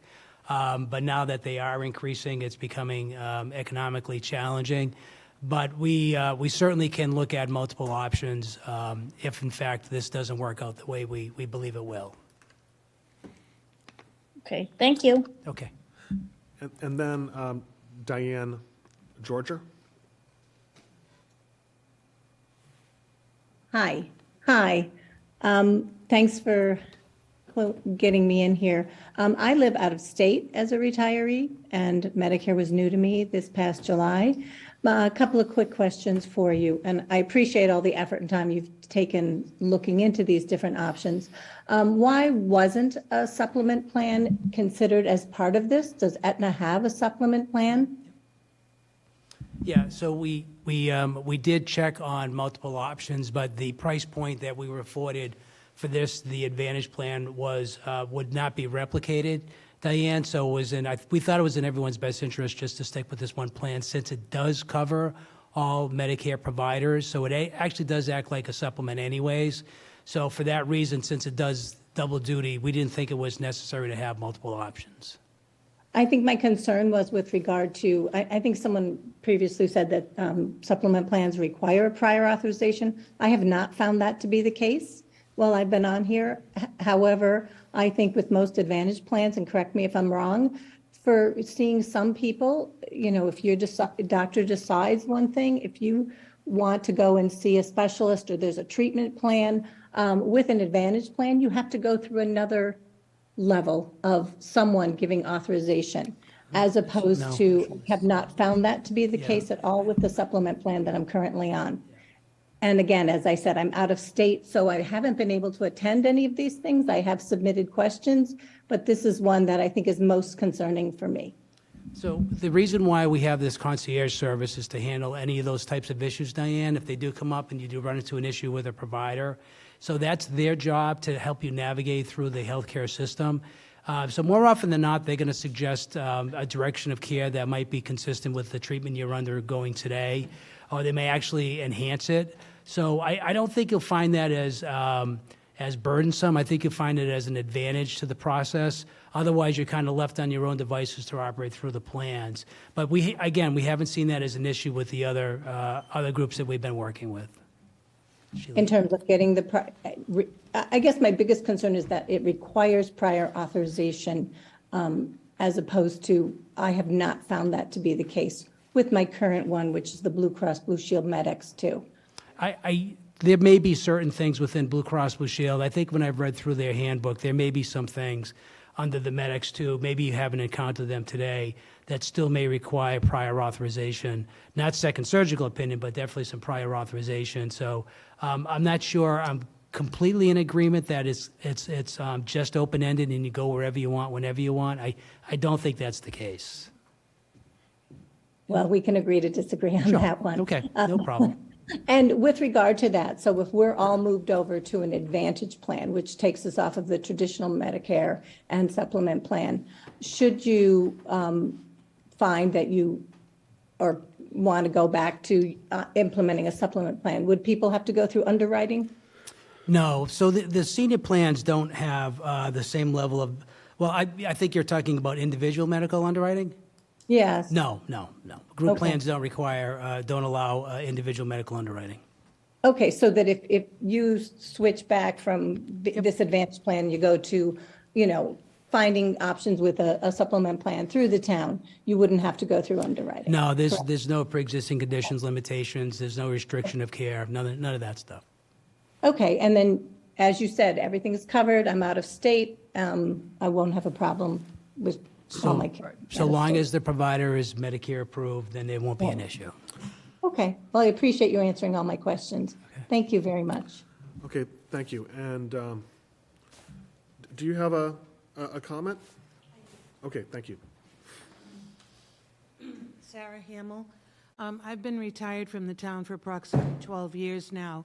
I needed clarification on the sense that the town, entire town doesn't go for the program. I didn't understand where the retirees are separate from the rest of the employees of the town. I needed clarification on that. Yeah, well, I'll take a quick step on this. I mean, I think it's that generally speaking, the retiree population tends to be Medicare eligible, and there's this, you have different plans, so there's a coordination of, you get the benefit of the Medicare coverage, you have all the Medicare taxes you paid over many, many years, and as these gentlemen were explaining, the money goes to the federal government, makes its way back to the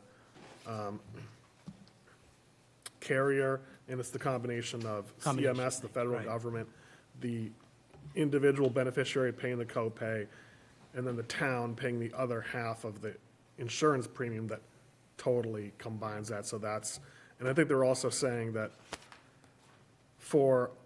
one difference is that for the active town employee population, that there's a statute, there's a Massachusetts law that says you have to have a pure indemnity plan in addition to, I don't know what would be a managed care plan, a HMO/PPO.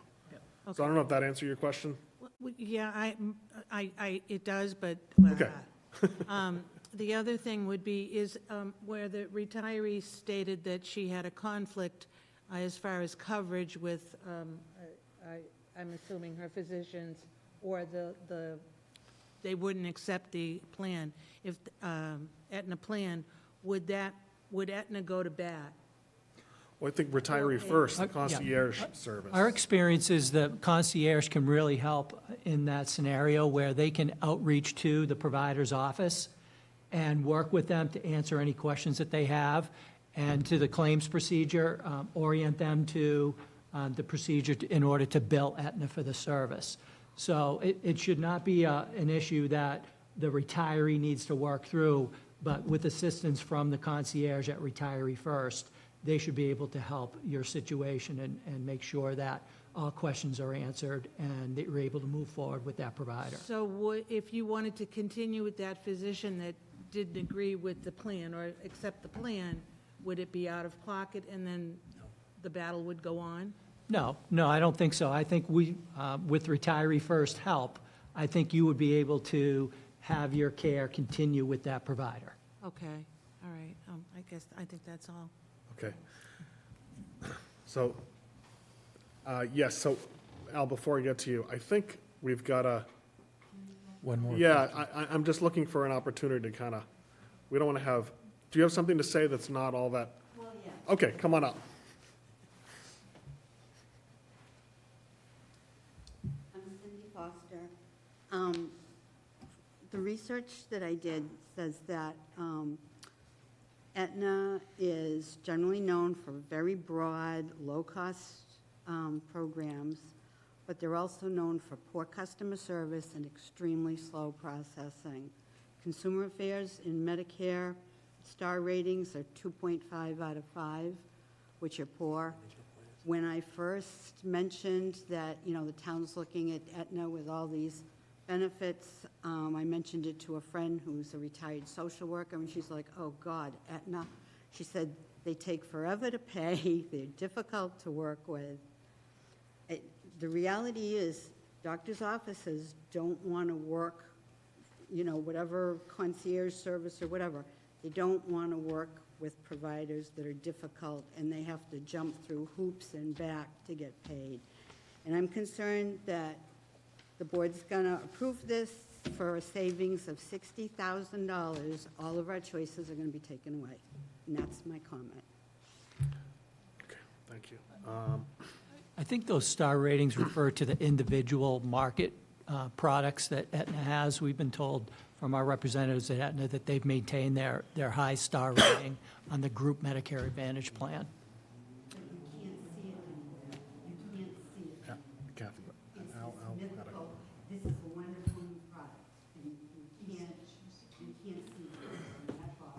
Okay, Al, do you want to, so I think we're at a point where we've had a robust discussion, and maybe we'll come back to the board to see how the board feels about this. Yeah, so the first question I have is, if we adopt this plan, can the retirees take advantage of the concierge services immediately so that they can arrange for continuity of care before?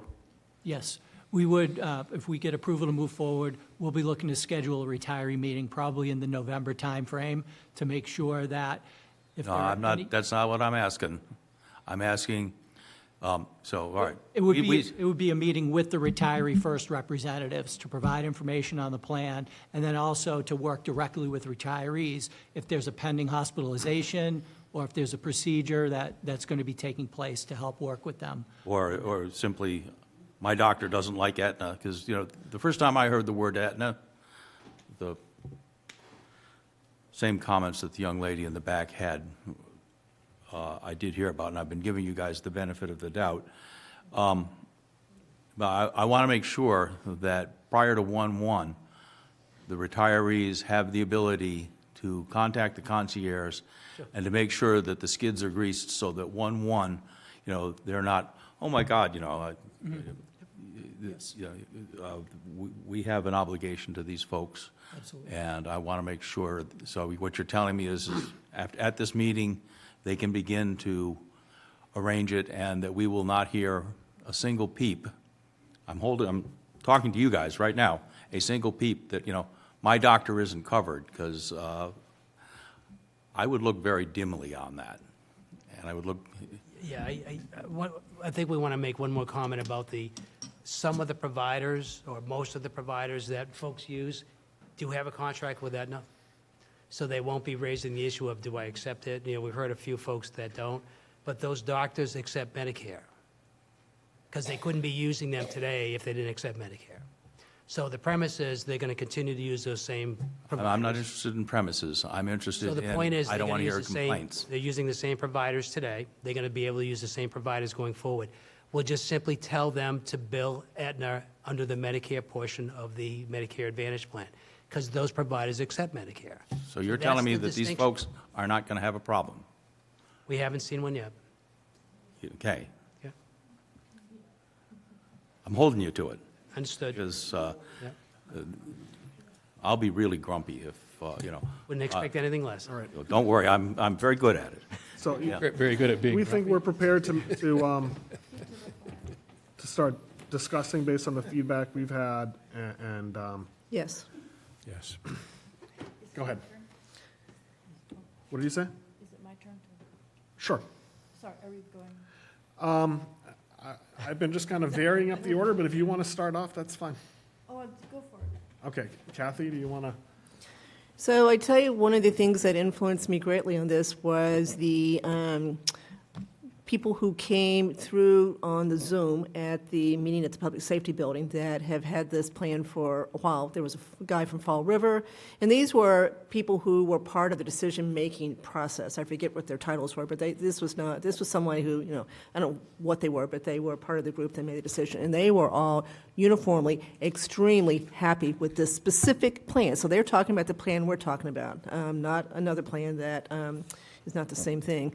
I believe that Leslie Chamberlain, our nurse for the senior center, actually made her own phone call to one of the towns too, and got the same answer. They love it. They think it's great. Very few issues. It probably won't be perfect, Al, but the current plans aren't perfect either. But these guys all were very happy with the decision, are absolutely going to renew, have been in it for a few years, and encouraged us to do the same thing. So that had a lot of weight with me, too, as far as what they had to say. Yep. So I still think that this is a very good overall decision. Town's going to save $90,000 a year, employees almost $200,000 a year. They've got a bigger plan. They don't worry about being in-network, out-of-network. They've got the fitness program, and they've got the concierge.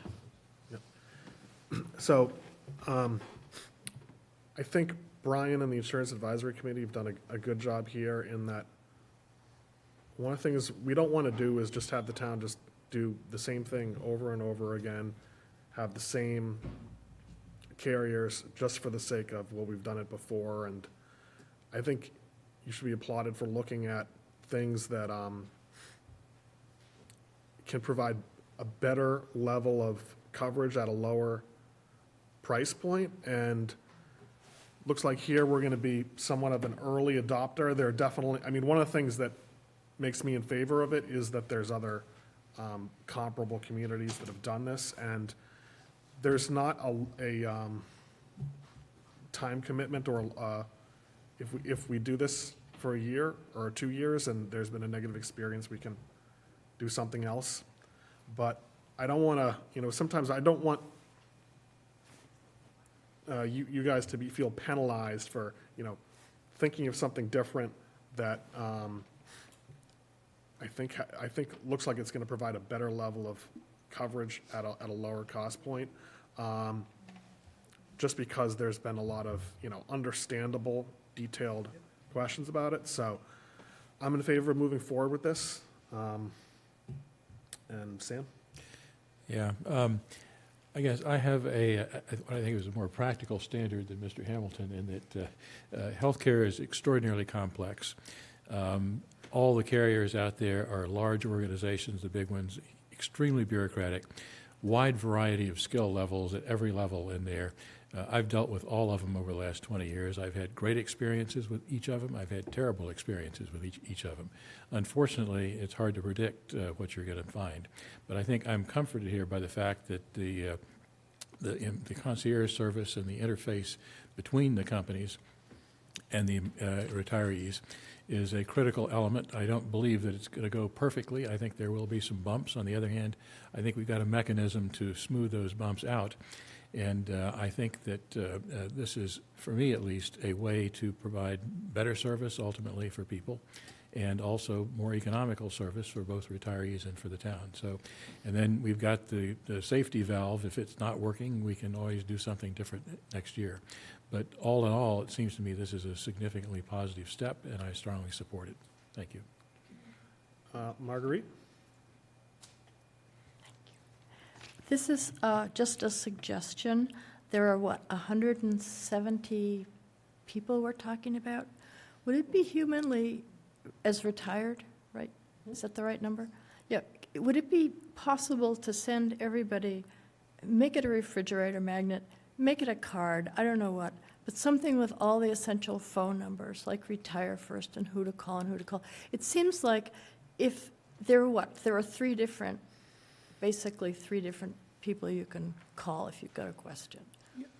The retiree's entry point is really going to be with Retiree First. Mm-hmm. So from that standpoint, between now and 1/1, Right. Retiree First will be the focus. We'll make sure we have that in the introductory letter that goes out inviting them to the session. But also on the card they receive, they'll receive just one card.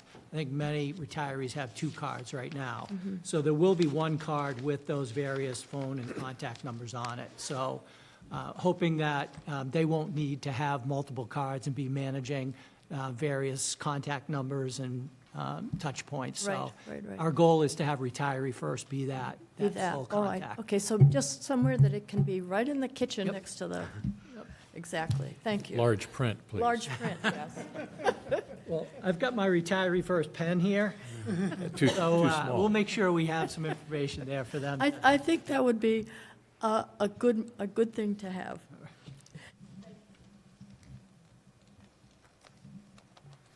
Al? Yeah, you guys have made us some promises, and I'm going to take you at your word, and so I'm going to vote yes. And, I want you to work very hard to make sure that there are transitions are always painful and lumpy. And so, I think our employees are going to have to, our retirees are going to have to, give a little too in terms of making sure they put the effort in to make the switch. But, you've got to make that switch seamless and painless so that this is a success for everybody. Okay. So with that, I'll make a motion that the select board adopt the the recommendation of the Insurance Advisory Committee for retiree health plan going forward. Second? All those in favor? Aye. All those opposed? Okay. Thank you, and Thank you. I think there's some really good points stressed here about, try to get, so there'll be a November meeting. That's what we're looking to do. I mean, we'll Okay. try and get on their schedule. We'll get to Yeah. work tomorrow on Okay. trying to get the logistic together. Sure, the earlier the better, so that as many people have the opportunity to, get introduced to retiree first, and some of the issues you've heard here tonight about making sure that providers will accept this plan. Okay, thank you. Thank you. Yeah. Yes. yeah. Thank you. Okay, since we're going to need to kind of clear the room between this meeting and the next meeting, I'll take a 5-minute recess. Does that sound good? Okay, thanks.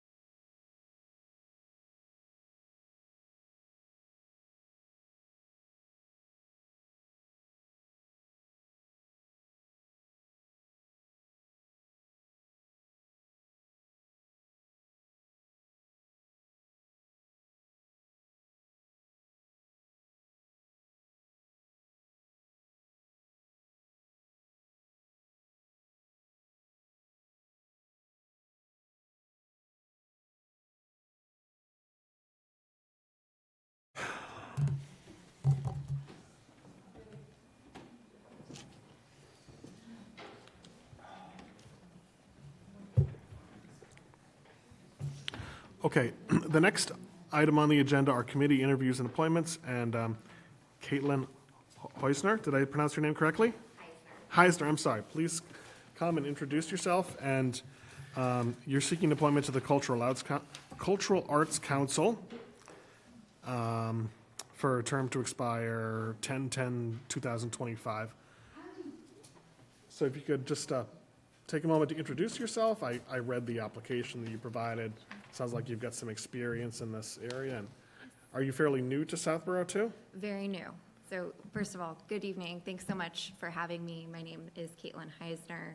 My husband, 18-month-old, and I just relocated within the last 3 weeks to Southborough from San Diego, California. So we're quite new to the town, very much looking forward to getting more involved.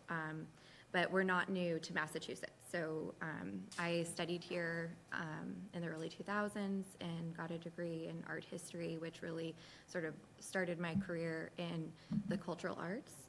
I spent the first decade of my career really focused on grant making, fundraising, philanthropy in a few different cities, but primarily in Southern California for institutions focused on access to art. And I made the transition from cultural arts focused work into higher education over the last 5 or 6 years. But art and philanthropy have really been a consistent sort of theme to the work that I do. And I was thrilled to see that there's a Cultural Arts Council opening and thought that that would be a great way to get more involved in town and then also apply my expertise. I do have some experience working with the Massachusetts Cultural Arts Council from work at the MFA and MassMoCA previously, and then more recently have worked in a volunteer capacity on the grant committee for San Diego Culture of Arts Board, or the Commission for Arts and Culture Board. Thank you. Sounds like you have an outstanding set of qualifications. You should definitely be applauded for coming and volunteering for a position after you've only been here for 3 weeks. Really? So I don't have any questions. Kathy? Well, I do just, I'm interested in, so you took the job at BC when you? Yes, came back here? yeah, that So predicated the What exactly move. do you do as a senior philanthropic advisor? So I focus on work with our leading trustees and stakeholders, primarily on the West Coast, on philanthropic planning and gifts to the university. So that's, a really sort of vague way of talking about fundraising, but really the focus is working closely with families and households on understanding where their ultimate vision for large philanthropic commitments can be made. Usually they're interdisciplinary gifts involving multiple areas of campus, and we just launched a $3 billion campaign last week. Billion?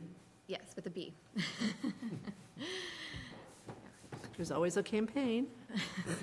Well, that's very interesting. So not to overwhelm you, great that you've applied for this, but we probably have a couple other places we could use your talents too, which we can talk about at a later date. So, but this is great, so thank you for stepping up for this. Okay. My turn. Sam? Thank you again for volunteering.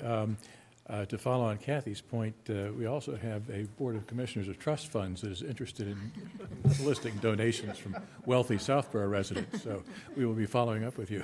But you clearly have great qualifications for this. I certainly support your appointment. Thank you. I don't have any questions for you. Thank you and welcome to Southborough. Thank you. Yeah, welcome to Southborough. After 3 weeks, I was still living out of boxes, so I'm not sure how you could even conceive of doing this, but you put your name forward, and we're going to take advantage of it. So yes, thank you very much for applying. Thanks so much. I move that the board appoint Caitlin Heusner to the Cultural Arts Council for a term to expire October 10, 2025. Second. All those in favor? All those opposed? So you will get an appointment letter, either in the mail or by email. And then in order to, have you been in touch with the chair of the Cultural Arts Council? I don't believe. Okay, who is that? Jen Hansen, I believe. Jen Hansen, okay. Yes. She knows that she's. Okay, yep. And then you need to get sworn in by the town clerk or the assistant town clerk downstairs. Okay. And then you're official. Great. Okay. Thank you very much. Well, thank you very much. Thank you. Okay. Next is Patty Burns-Fiore.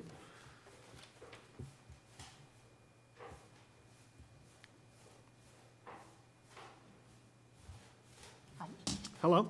Good evening.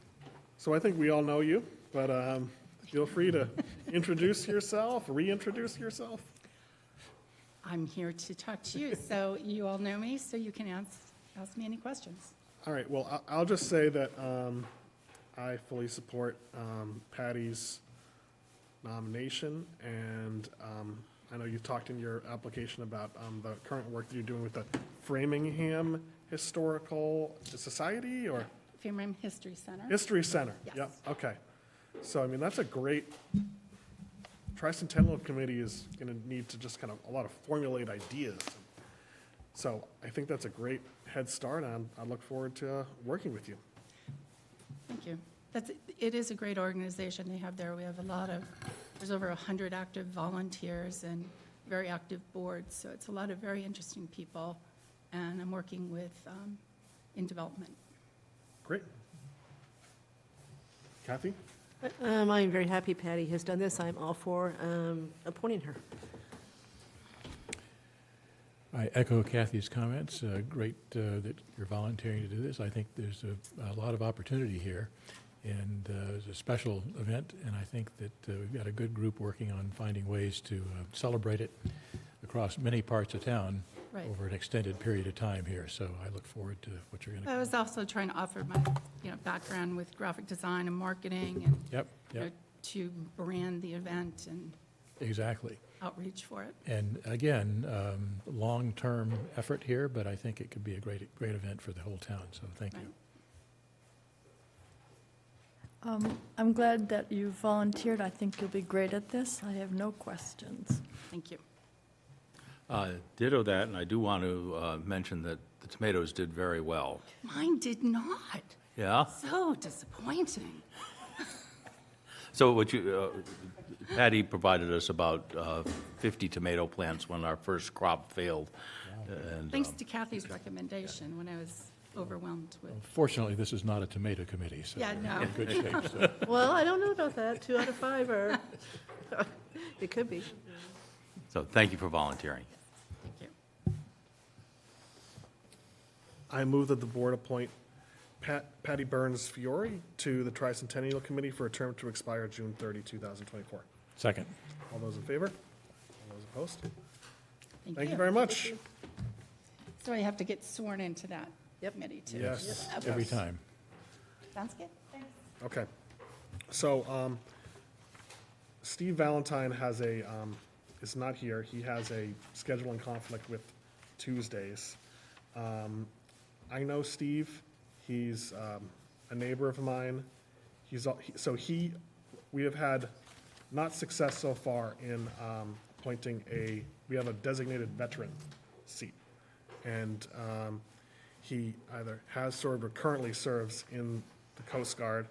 And I know for quite some time now, he's been looking for a way to get involved in a committee. This would be his first opportunity volunteering. One interesting thing about him is he's a former police officer for the town of Southborough. So when Vanessa and I were, I had asked Mr. Kalenda, Mr. Wynot, do they have any ideas or recommendations for a veteran to step up? We're drawing blanks, So I'll leave it up to the board. Would you like, I think he has a standing conflict on Tuesdays, but I can see if that's correct. Would you like him to come forward and ask questions for him, or? I'm fine with your Okay. recommendation. I'm fine, too. Okay. All right. So I move that the board appoint Steve Valentine to the Tricentennial Committee for a term to expire June 30, 2024. Second. To be your veteran. Yes. You have a question? Or you're just going to vote? Okay. I was just getting my hand. All right. Warming up. All right, thanks. Okay. 5-0. All in The favor? old-fashioned way of voting. Okay, 5-0. And finally, Mr. Mance has been very patient. So here is the background on the composition of the ZBA. Craig Nicholson, who had served on the board for many years, I served with him on the ZBA, had a great deal of experience. He moved out of town within the last month, therefore had to resign. We then, on our September 29th meeting, we elevated Jamie Meath from the alternate position to the full-time position. So there's currently 5 full-time or full members and 2 alternate positions. And Doug, who I have known, I work with on Shopsy, and has a lot of relevant experience, has volunteered to serve as an alternate on the ZBA. I've spoken to David Williams, the chair of the ZBA. He's spoken to Doug and thinks he would be a good addition to the ZBA, particularly kind of to fill some of the experience level that Craig Nicholson had. So with that background, would you like to introduce yourself and explain a little bit about who you are and your interest in serving on the ZBA? Yep, definitely. So good evening, everyone. Thank you. Doug Manns, been a Southborough resident for over 20 years now. Have 3 kids, 2 in college, 1 at home. And my youngest wants, my wife and I get hobby, so he's not the hobby, being the youngest without attention.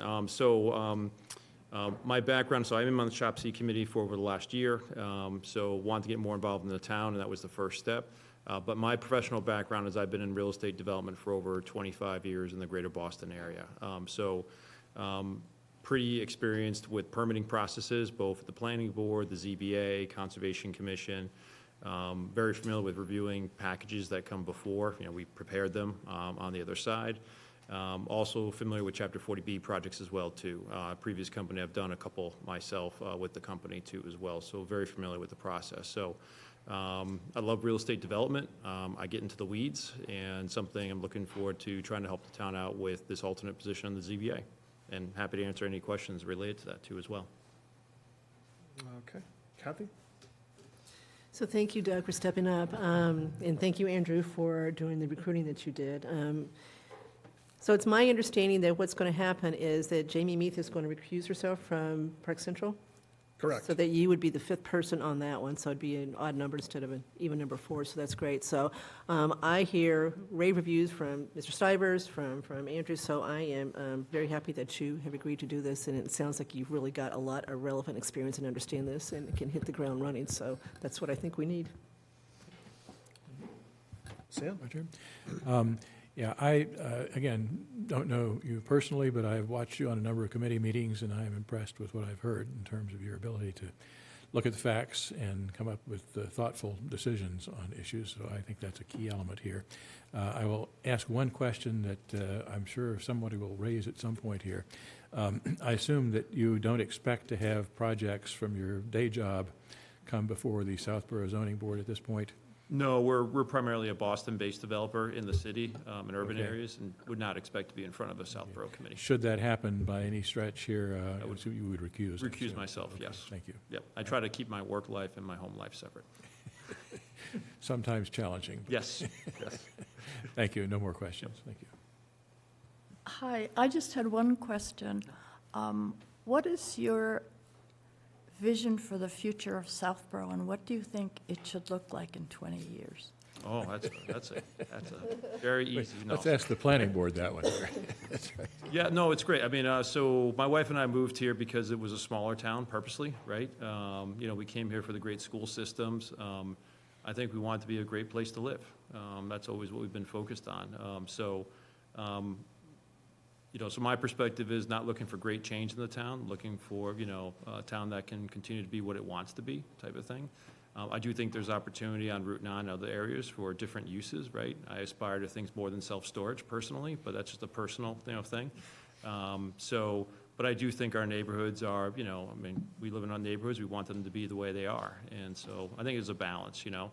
I think there could be some better, more retail offerings, especially on the food and beverage side, but that's more of a personal thing too. But there are some great restaurants here, but I think it's more about a place that we want to live and, you know, we want to be able to go out to eat at, you know, and, you know, go to the parks, and that's really important from our perspective.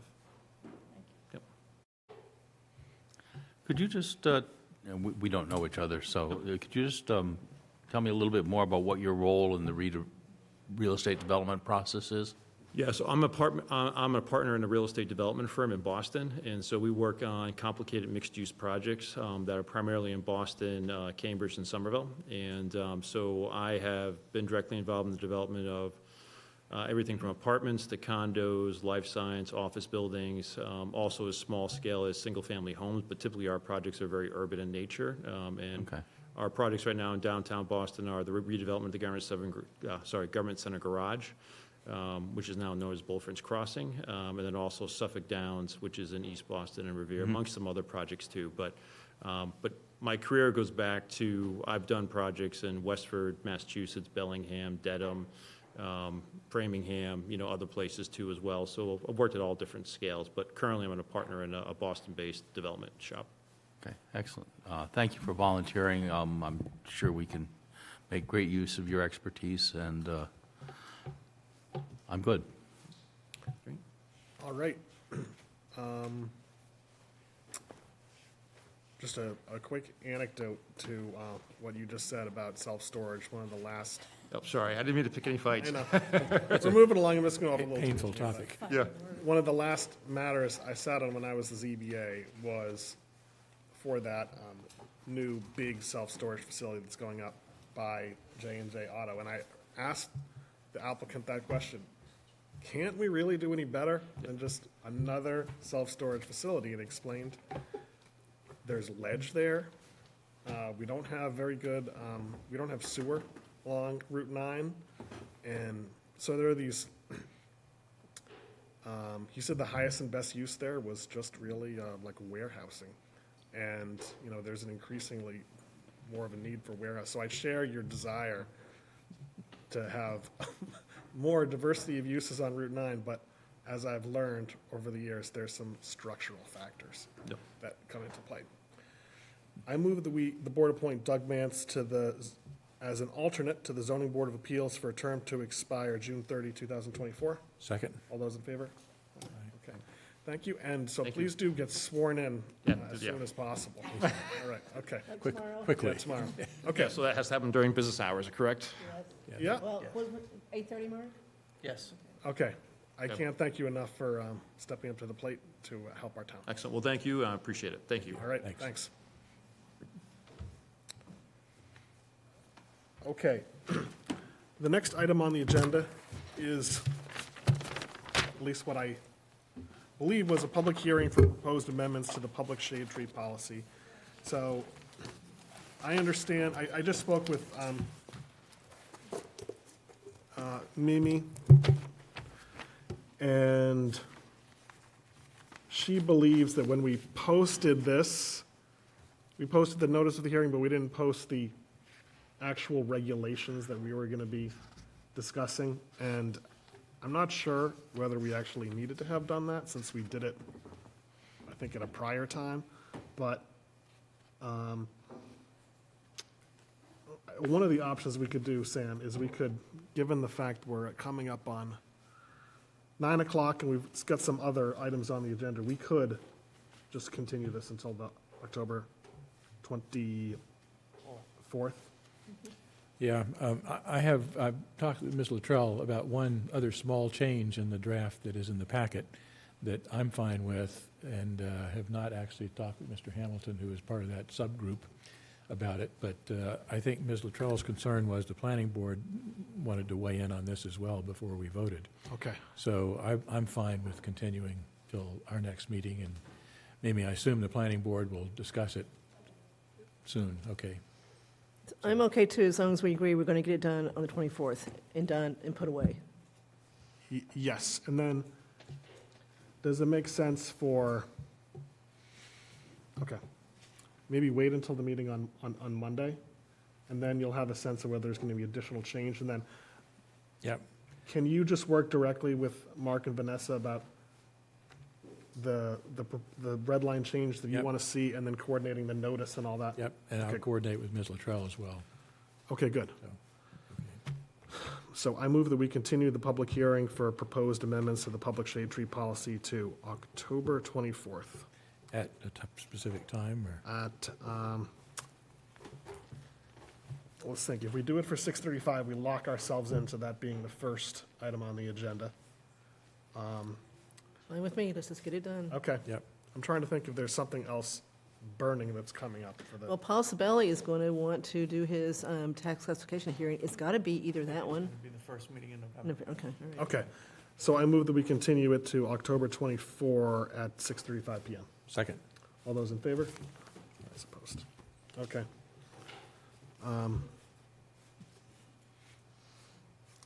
So I don't have anything burning under Chair's report that's not already covered under other members' reports. So I think the first members' report,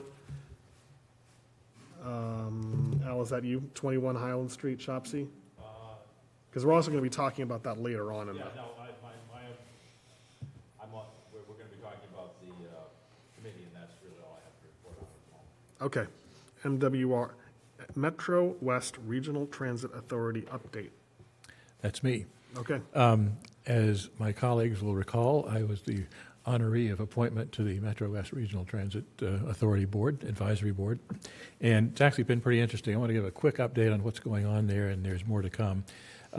This is a Metro West transit group that runs the bus lines, community bus lines. We have Route 7 that goes through town. About 16 Metro West communities. They've got about $15 million annual expenditures to run this program. Our assessment is about $100,000 a year for the cost of that. And we're served by Route 7, and we also take advantage of the Dial-A-Ride program for people to get rides through, again, various parts of the network here. The network has actually mostly recovered from the pandemic, where ridership dropped substantially because people, weren't traveling around as much. There's a new administrator, which is pretty exciting. The prior administrator had been there some time. He retired. A new gentleman has come in. And as a result of some recent lobbying, turns out that the Metro West group had been substantially underfunded by the state for a variety of reasons. And they were basically about getting a third of what other communities were getting in terms of state support. And finally, the most recent legislative session corrected that, and our legislators were helpful in that. So the state funding increased from about $3 million a year for the Metro West group to about $9 million a year. So a significant increase in state funding, which allows them to begin thinking about some additional services potentially. And one of the things they're piloting is what they call a Catch Connect service. There are 3 towns, not including Southborough, that have the ability to basically phone in for a ride request and immediately get on the list to get transportation routed to you, typically within an hour, to go someplace within the town, basically. And they're piloting that, and I've talked with them about some other opportunities for Southborough in terms of things like the train station to Route 9, for example, during commuter hours and back. And so I think there's some possibilities there that will continue to be developed. But I think, again, it's going to be interesting to think about other things that Southborough might take advantage of with this network. They're also working to expand the network throughout the entire Metro West to connect some of the, I think there are like 12 different regional transit groups in the Metro West arc around town that some of them work together well, many don't work together all that well, and so there's opportunity to connect there. So again, pretty interesting network problem, and I will update folks as things develop there, but it's I think, going to be some opportunity for us, I hope, there. So that's the pitch. Thanks. Okay. Regional dispatch update? Yeah, I've made contact with, excuse me, the Holbrook Regional Dispatch, which is the one that's currently in discussions with Sudbury, and we're going to take an entourage on a road trip there on the 19th to have conversations with them and see what their services look like, what the terms are. So that's really just the quick update on that. Who's going in, who's the entourage? Well, Sam and I, Mark, and the chiefs. Where is it physically housed? Holbrook. Holbrook, okay. Holbrook and Fire Sudbury. station, I believe. I haven't been there, but I know they've got their own center, and they serve a number of communities. I believe they serve Sharon. They're about to do Sudbury. What they reported to the Andy Sheehan in Sudbury was that they are considering building a second center in the Metro West area. Is it a rec? Yes. Yes, it will be. Yes, Who is going to do a second center in Metro West? Holbrook. They are going to build a second one? There are no plans, this is loose talk at the moment. That was kind of that they said that if they expanded much more, they might consider that. Because, Foxborough, which, what I think of Yes. Foxborough, right? Told us they could handle the whole state if they needed to. That's Yeah, how. I reached out to them, and I'll reach out again. They never got back to me, but I'll, I back up got the the- person's name if you want it. Okay. I got a cell phone number. okay. That- I will back up the Direct- battering ram and edit them as well. That was just, the Holbrook was very enthusiastic, so, With the diplomatic battering ram. yes. Good. Al, also a quick update. Turns out that the Framingham Chief of Staff, Mike Tocino, is also on the MWRTA Advisory Board. And I ran into him at the recent meeting and asked, how are things going? He said, we're full steam ahead. We're building, and so that is going to Yeah. happen. And he said, we're looking for participants in that. as Okay. well as us. So another option there potentially, but a lot of distance to be covered yet there. Yeah, so we are clearly honing in on a set of choices. It'll, this is going to take us, we would be lucky, I think, to pull flip the switch sort of Q1 of '25. This is not something you do quick. Yep. Marguerite, do you want to speak to office hours? I know Sam was also there, but. Go ahead. Speak to what? Select board office hours update. Maybe there's nothing to report, I know. Oh, you mean, crowd what that did we do in the office hours? Oh, yeah. We talked to 2 people, which was very helpful. Okay. And then I noticed that on the, Sam didn't quite agree with me, but on the town website, the dates of the office hours were all posted, but no place and no time, which has been immediately rectified Okay, by Vanessa, and I think Melanie fixed it. okay. So I'm convinced that next office hours, there'll be at least a dozen people. Well, they're all 6 o'clock here, right? Yes. 6 to 7, right. Yep. So, All right, PWP update? me again? Yes. Per our conversation at a recent meeting, Mr. Litt, Debbie DeMuria from the Planning Board, and I have met to talk about next steps here. And we are moving forward with creating a process and paperwork with that. Going to do, thanks substantially to Mr. Litt for his usual motive power to keep us moving on track. And 2 tracks here. One is to amend the 1991 Special Act of the Legislature to create the DPW, and included in that the Public Works Planning Board.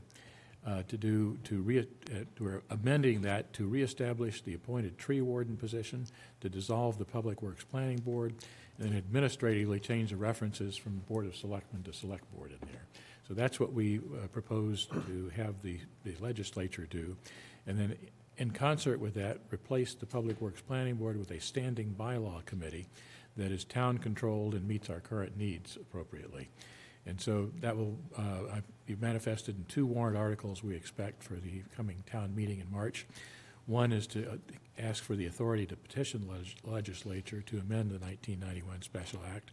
Second, to approve a new bylaw to create a Public Works Advisory Committee, temporary name here, but descriptive, when that special act is approved, because it takes the legislature a long time to act. But if we have that bylaw in place, ready to go when the special act is approved, then we'll be, I think, in good shape to do that. So making efforts to keep the various stakeholders involved in the process and communicated. I think Mr. Litt has had a good conversation with our DPW superintendent, who by all accounts appears to be at least informed and generally supportive of the process. I don't think that's an overstatement. Enthusiastic, that's good. I have not seen him enthusiastic yet for about much. He's a very calm guy, but we maybe have been able to spark enthusiasm here, which is great.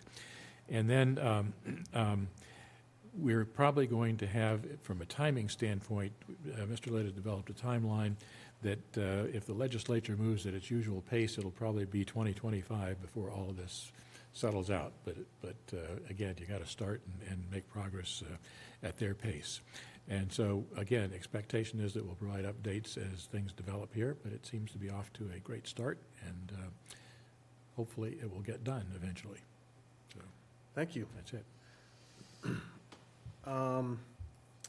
Kathy, do you want to speak to Heritage Day? And also, I see you've got the Yes. news item about the Southborough Medical Center. Reliant. Reliant. It's hard not to call Southborough Medical Group. So and I'm sharing this with Sam, too. He's been extremely interested in this one. But we've had such a horrible last few days worldwide. I just thought this is at least some good local news. So we've been worried that Reliant wasn't going to be able to execute a new lease with the previous owner, Tony Kwan. There seemed to be they were pretty far apart. I think it had a lot to do with the TIs that Reliant wanted to be able to reformat their space in some different ways so things flow differently. So we were worried because Reliant is a big employer in Southborough. A lot of people use Reliant for everything. You know, it's one-stop shopping as far as your medical stuff goes. It's a taxable entity. It pays a lot of real estate taxes. So for all those reasons, we didn't want another, vacant building downtown. I wish they'd buy that corner pile of dirt and do something with that one too. But anyway, so good news is an entity called Thomas Park Investments, which is a real estate investment firm, has bought it from Tony Kwan for $37 million. That is $552,000 of real estate taxes, and with our current tax rates, so it's a lot of money. And on top of that, they have, as part of the lease, given the Reliant a bunch of money for tenant improvements to do the things they want to. So it's a long-term lease. So I don't think we're going to have to worry about Reliant going anywhere for quite a while. So I thought that was Excellent. Good news, Great news. Yep. And then the other happy thing is we had a very nice Heritage Day, I think. Marguerite and I represented the Select Board in the parade. Kate Donahue marched with us, too. So it was a gorgeous, gorgeous day. You could have had a better day. So I think everybody looked happy, and it was a usual great turnout as far as the field and all the things. There was a ton of food trucks and all kinds of things. So I think it was another really successful Heritage Day, and one that is unique to Southborough. That's great. Okay. And the bacon guy was back, too, even better.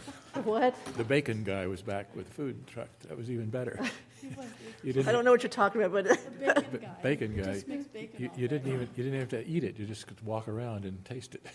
well, the seafood guy was there too. So no, it was great. Good stuff. All right, Mark. I can't compete with bacon. Okay. No, I think I'll just pass. Very hard, Yeah. very hard. No, really quick. I know that I've been sending them around to the board and trying to shop these around a little bit.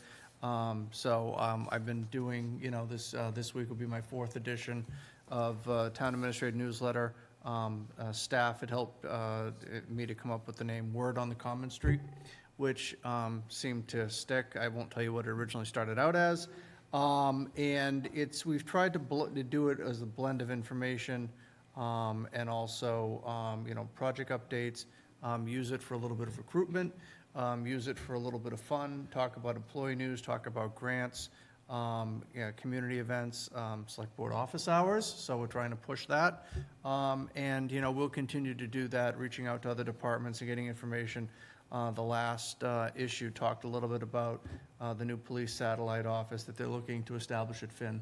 Been working with the school on that for a while, so that was exciting.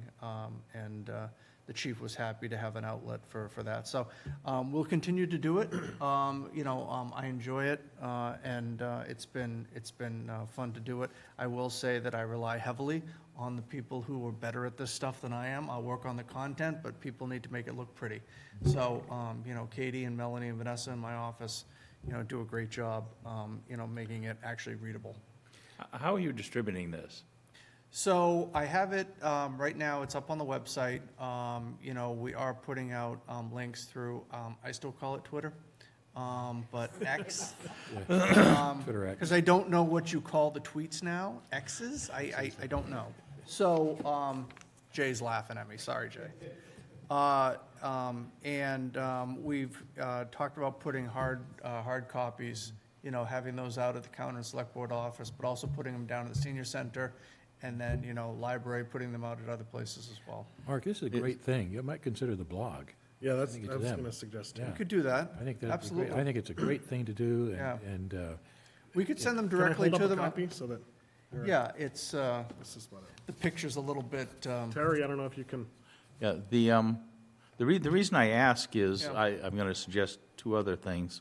One, I don't know, the schools send information packets home on a fairly regular basis, and I don't know whether you can get it in information packets. okay. So that would be one, at least they used to, I believe they still do that. And slipping them into the tax bills. Sure. Yeah, I mean, those go everywhere. They do. The only reason I say that is I've never seen one, and so. A tax bill or the report? Yeah. Oh, wait. I'll send you mine. No, I've seen plenty of tax bills. It's, I've never seen the letter. So if we could find a way to piggyback on a mailing, I think that would be highly desirable. But again, a great thing to do, and Mark, I think this answers, I talked to a lot of people, I get a lot of questions that are basic questions about what's the town doing. I think this can answer a lot of those Absolutely. things. Sure. People are interested, but just totally Yeah. uninformed, And surprisingly. as I offer every time that I send it out to make sure that you guys are all seeing this, if there's feedback, because like a lot of times you get a lot of correspondence from me, a lot of things, it just goes into a black hole. I don't know, and I will out Sam a little bit, usually 30 seconds, 45 seconds after I send something, Sam's always responding. So I do know there's a beacon that, that somebody is seeing it. But if there are things that you want to see, if it's like, hey, how about you include something on this? How about we include something? Please send those things along, because, I want to make sure that, that we're touching on some of the, the right things. And again, it's every 2 weeks. So if we don't get it in this time, we can. well, one of the reasons why when we had our agenda meeting, I wanted to put this on the agenda is Yeah. for the exact reason, so. Yep. Just spread the word that. Absolutely. We're doing this because it's something that's been like brewing for a couple of years. Yep. I think it's a great credit to And the you staff is taken to it, so Yeah. I appreciate it. Okay. You have a quick comment? Yeah, Tim Woodland Road. I just wanted to point out, since you mentioned Twitter or X or whatever it's calling itself this week, that the Twitter feed on the town website says there are no tweets unless you happen to be a subscriber and logged in. So it's not very effective as a communications tool for those of us who don't. Who I don't don't know if tweet. there's why- a technical way right. to fix that. Okay. It's clearly All right. not doing the job that Okay. way. Sure. I was just going to point at you. I didn't expect you to comment, but okay. We all put to look at it. Everybody just kind of. Okay, yeah. Yeah.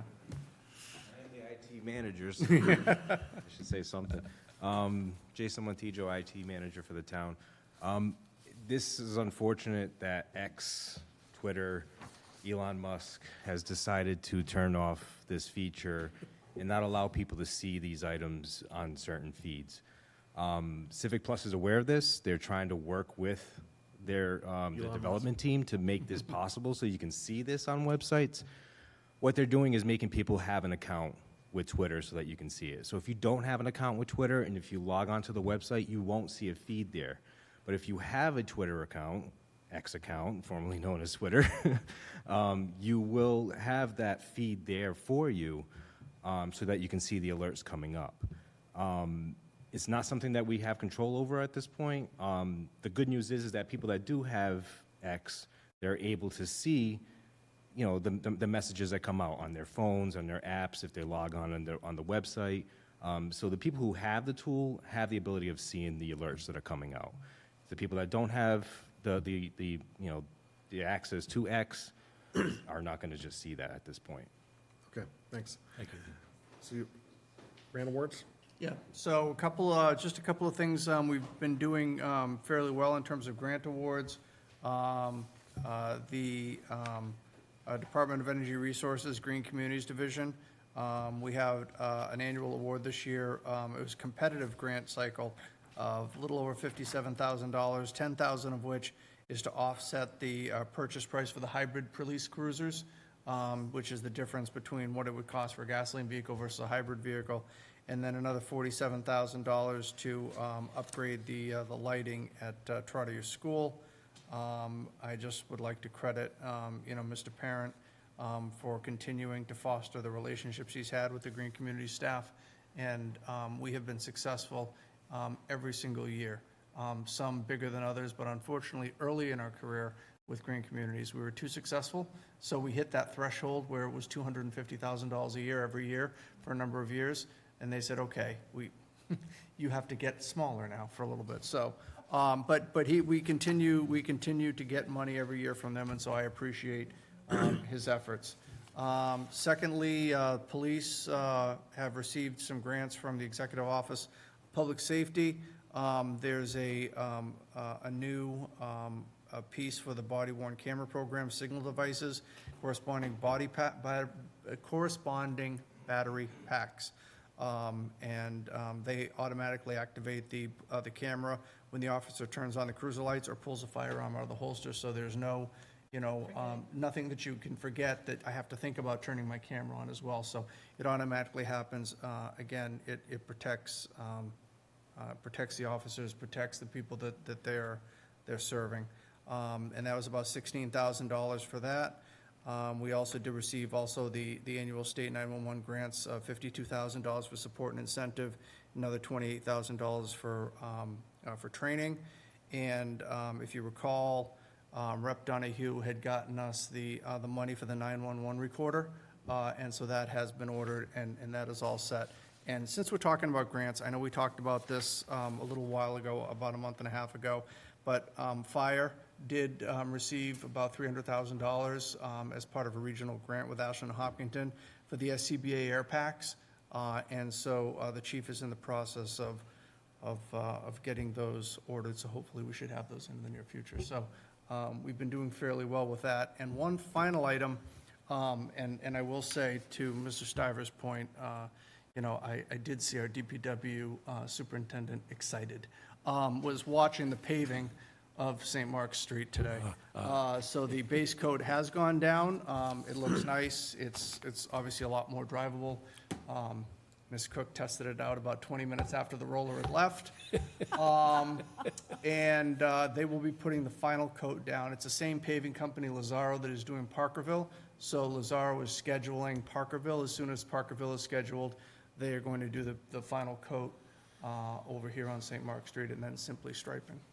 So we're really in good shape. It looks And nice. then the bid responses on the new park bid are? They're due this Okay. week. So that's one of the. Yeah, they're due this week, so I'll be hopefully letting the final board pieces know, hopefully everything comes in as we expect it to. I will say that there are, probably about a half dozen or so more vendors who have taken out plans than last time. Excellent. So we appear to have a broader audience, so hopefully that results in better pricing. Okay. Okay. There's 3 items on the consent agenda. Do we have any holds on the consent agenda? One small. Okay. typo. Any other holds? Well, are we just going to do C without talking about? So Marguerite, you've approved these job descriptions? You and, The thing with the job descriptions, Vanessa gave me 3 from her department, and I think these job descriptions, I went over them with Sam, I talked to him about, I think these job descriptions will be like templates for the whole rest of the town. There was ADA language that needed to be in italics in every single one that we do, and there was another disclaimer saying, these are most of the requirements, but not every single one of them. Obviously, it would change. So I have them here. They are quite penciled, as you will see. And Vanessa is out this week. I think she's on vacation. Yes. And I'm also going to sit with Melanie, I believe, when she is ready, and we would just type them up. So they will be like lovely. They are 4 pages long. And I talked to Ryan at the library about he thought 4 was long. I said, I don't know, maybe I should talk to everybody about it. 4 pages too long? What do you think? You're talking about as a template for, I think it, Are all of these 4 pages? Let me see here. Yeah, all of them are pretty long. Yeah, I don't mind 4 pages necessarily. No, I Some of don't them are mind either, 3. because I think it's not redundant in any places. I think it gives a really good in-depth picture of what the person actually has to do every day. And one of the things that was suggested, and I think it was Sam, is that almost every job description should include language that the person will maintain confidentiality with any information that they may have relevant to the job. I found that language in all of the descriptions in here, and, you know, first off, I found that I had only the most kind of minor one-word comment, but I'm not sure it really, I wouldn't hold the job description based on that, so I reviewed them, I found them, they're pretty lengthy. I found them an accurate description of what the people who occupy these positions do. I thought one kind of quirk is for Business Administrator 1, there's that addendum that mentions acting as an administrative liaison for boards and committees with an Right. employee vacancy or of a lack of assistant, EDC, CPA, ZBA. So that's something that's kind of flexible that can, I mean, the addendum is flexible enough that if there was a change, then. So we have certain positions that have titles, Business Administrator 1, Business Administrator 2. Right. But they have general responsibilities, but Okay. then there is going to be specific responsibilities within the given department. The one that you reference, obviously, is the shared position between the Select Board and the Treasurer's Department. So, you know, it's got to be specific to some of those things. Just to put a little color into this, Personnel Board, you know, we've had job descriptions that have been done over the years by different people. You know, it's kind of like getting, you know, an electrician and they do something this way. Next person doesn't like that, they do it a different way. So you can always see where the different person was. We've had different formats, we've had different things, and Personnel Board wanted to standardize. And so, you know, we've gone back and worked through with the consultant who did the pay and class study and incorporated all the changes into the new job description, put them all into the new format, sent them back to the departments, asked the departments to review them, the department heads to review them with the staff to get them approved if they have their own appointing authority, and if not, then to send them back to us if the Select Board is the appointing authority. Then they need to go to Personnel Board and be approved. This is kind of a long process. You're just seeing the tip of the spear with these 3. Al's already out. Al's already tapped out on this. So this is just the beginning of ones that will come back to you, because you do have quite a few that fall under your appointment. So this is your goal, in L2? Who's got this goal? Well, Marguerite, I've you? got it, but the other thing is, if you can look at this page, grammatically, it needed a heavy, heavy, heavy line in it. So those are. So what are the those year? in here or no? I do not know if they're in the packet. I Let me don't see, I think so. skimmed So over it. I No. don't know that it This would is- be, This is Executive Assistant, Business Administrator 1, and Assistant Town So Administrator. these that we've got in our packet don't reflect your edits? So, can I just stop? So the first thing I was asked is whether there had any holds, and now we're talking about C, so let's just hold C, okay? Okay, yeah. Why don't we just We'll hold it definitely hold till it, next given what she meeting? just let's said. table it to Yeah. 10/24. Yeah. Okay, I think. Good. Sorry. that's okay. Just the final thing I would say on it is my reference point of the times that we've discussed job descriptions is just for the sergeant position, lieutenant position. The police hadn't been updated in a very long time.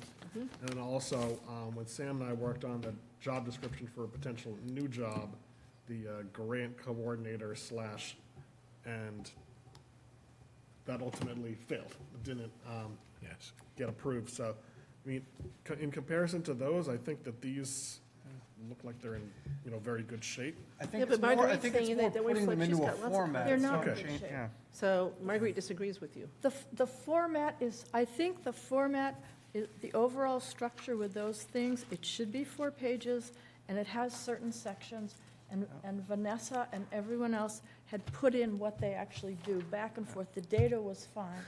The grammatical presentation was Not so fine. So perhaps substance, needed yes, grammar, yes, right, exactly. So Okay. it all should be third person singular without the subject, every single sentence in Yep. here. And it's, Okay, there's like, Professor Landry, are you going to have this ready for us for the 24th? as soon as I can get Melanie, and there may be, so then there may be more by the 24th. yes. Okay. And I think once these are saying do like this to everybody else, then it should be fairly easy. Because as you said, it's been the Wild West. So Sam's holding A, C, we're gonna table. Table it. Thank B, anyone holding B? Nope. Okay. I move that the board approve common vicular license for Senti's Kitchen, 21 Turnpike Road, Southborough. Second. All those in favor? Aye. Those opposed? No. Okay, what was the hold you had for the open session meeting On minutes? A for 929, line 15, I think it should say note instead of vote.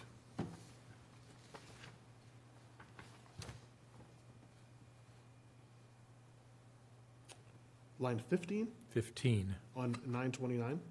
929, Oh, yeah. Note instead of. note instead of vote. All right, Yeah. okay, yeah, okay. Major change. you. Let's sort One, that. one letter. Is that it? is. Yep, that's it. I move that the board approve the open session meeting minutes for September 29. 29, 2023 as amended. Second. All those in favor? Aye.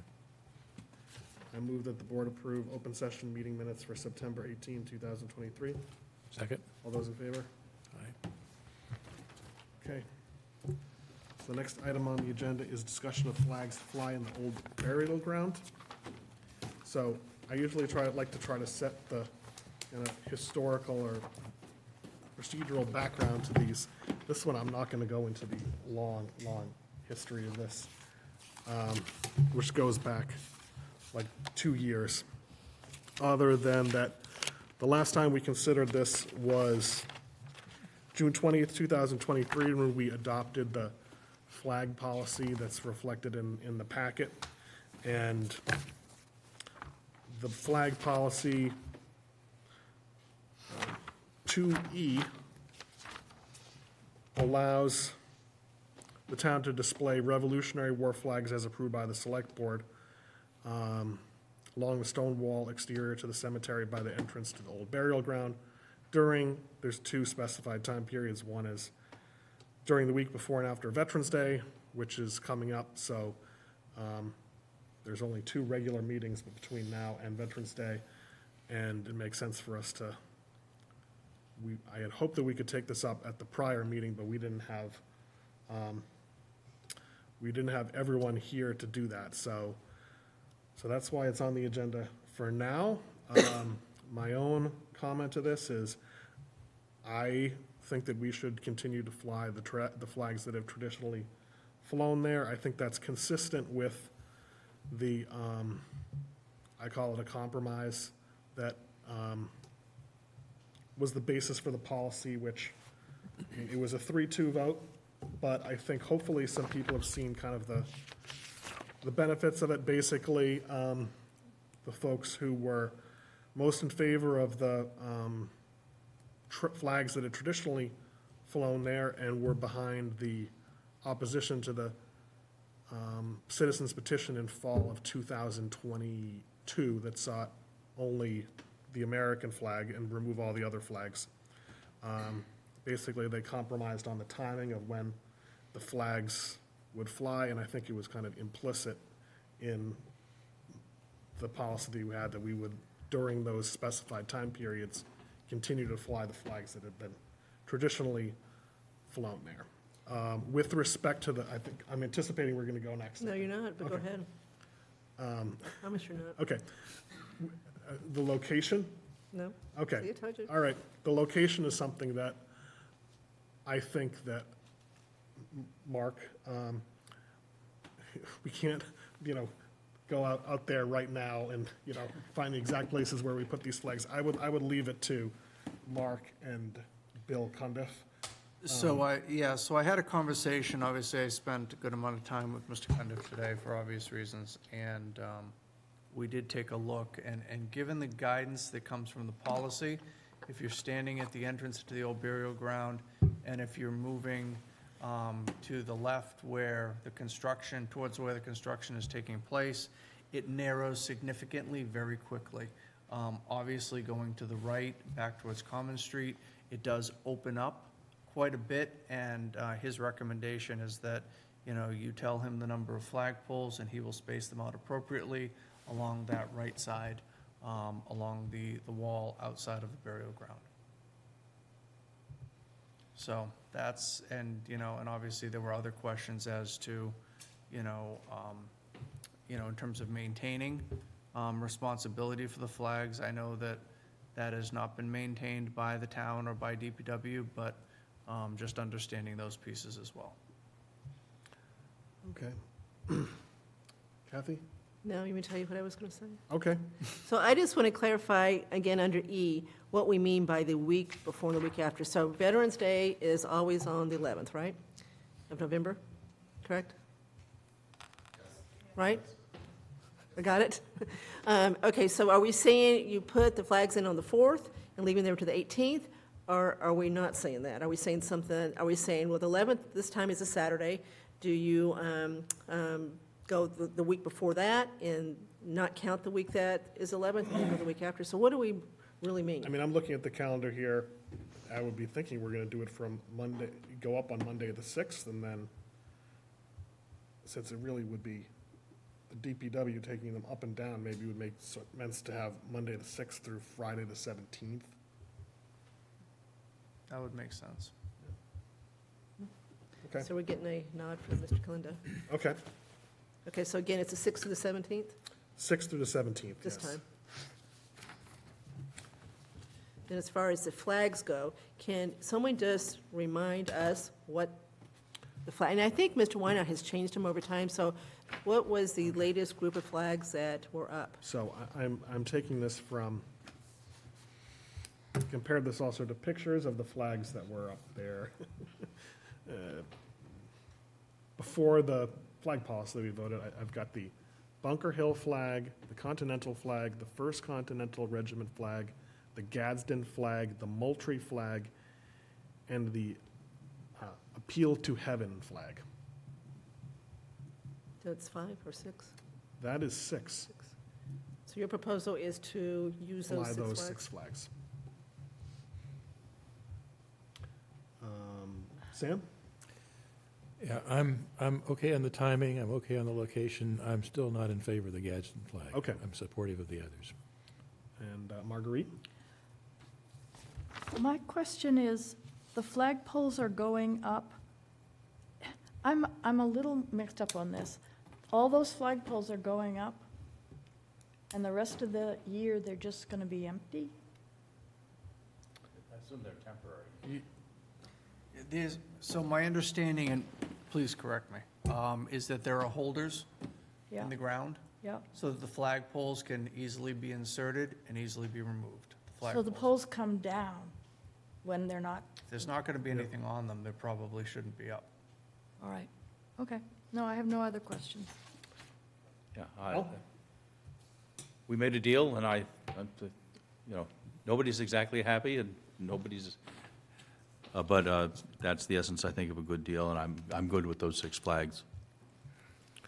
I'm good with the 6. I'm a little shaky on the Gadsden, but I think given the significant compromise the veterans made when we did this, that I think we should put the same 6 back up. Okay. So with that in mind, would we also consider, we take the vote now to do this for both Veterans Day and Memorial Day? So we're going to have to address the same issue, a month before Memorial Day? And Please. What's the timing for Memorial Day then? Well, you start the week before Patriots' Day, and you go through the week after Memorial Day. So Monday through, So it'd be the Monday before Patriots' Day, whatever. So Yep. Patriots' Day is 3rd Monday, so it'd be the 2nd Monday in April, right, would be where it started.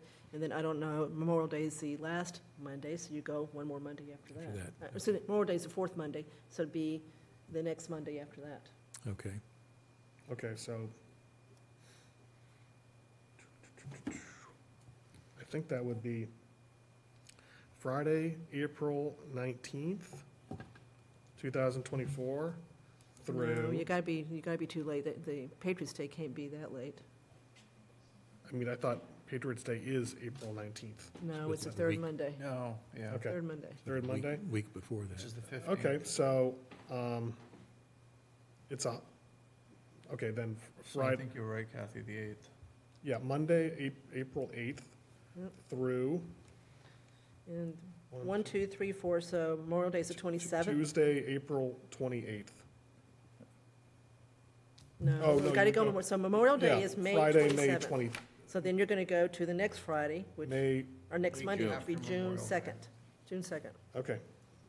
April 8th to June. Or June 2nd is a Sunday, so you make it Sorry, June Monday, 3rd. June June 3rd, 3rd, so yeah. June 3rd. Yeah. someone doesn't have to work on that. Yeah. So Okay. 4/8, June 3rd. Is there any public comment? All right, seeing that. Yes, okay. All right, so I move that the board approve the flying during the dates that we just specified of the Bunker Hill flag, the Continental flag, the First Continental Regiment flag, the Gadsden flag, Moultrie flag, and the Appeal to Heaven flag, and that the exact location of them be selected by our town administrator working together with our DPW superintendent. Second? All those in favor? All those opposed? Okay, the motion carries. The next item on the agenda, vote to establish the South Union School, sorry, the vote to establish the South Union School Study Committee, approve the committee charge, and Al, thank you very much for preparing a draft of the charge, which should be in everyone's packet. Do you want to Sure. speak to it? Well, very briefly, we talked about establishing a committee to study the future of the South Union School, and basically, we're looking at a period probably 4 to 5 years from now. What if anything should the town be thinking about with that building? And I put some stipulations in there, which is the committee would make recommendations, subject to maintaining a playground and a sledding hill and parking. There's more details in the proposal. And, I think we would need to provide at least some level of technical resources as the committee identifies specific questions they might want to answer. I think the big question is the composition of the committee. And there seem to have been, and I think that's probably the principal discussion. I took the tack that a number of boards and commissions wanted to be involved. And so I said that Open Space would nominate a person, Historical, Shop C, and the Rec Commission would all nominate a potential person for approval by this board. Oh, and the planning board, excuse me. And then there would be 2 members who live within half a mile of the facility and 2 general members. Now, that's a committee of 9, which is big. The other way we could conceivably go is to simply try and bring a bunch of new blood in and not have such a heavy representation from the existing committees. And I don't have a dog in this fight one way or the other on that subject, but I'm interested what other people might want to consider.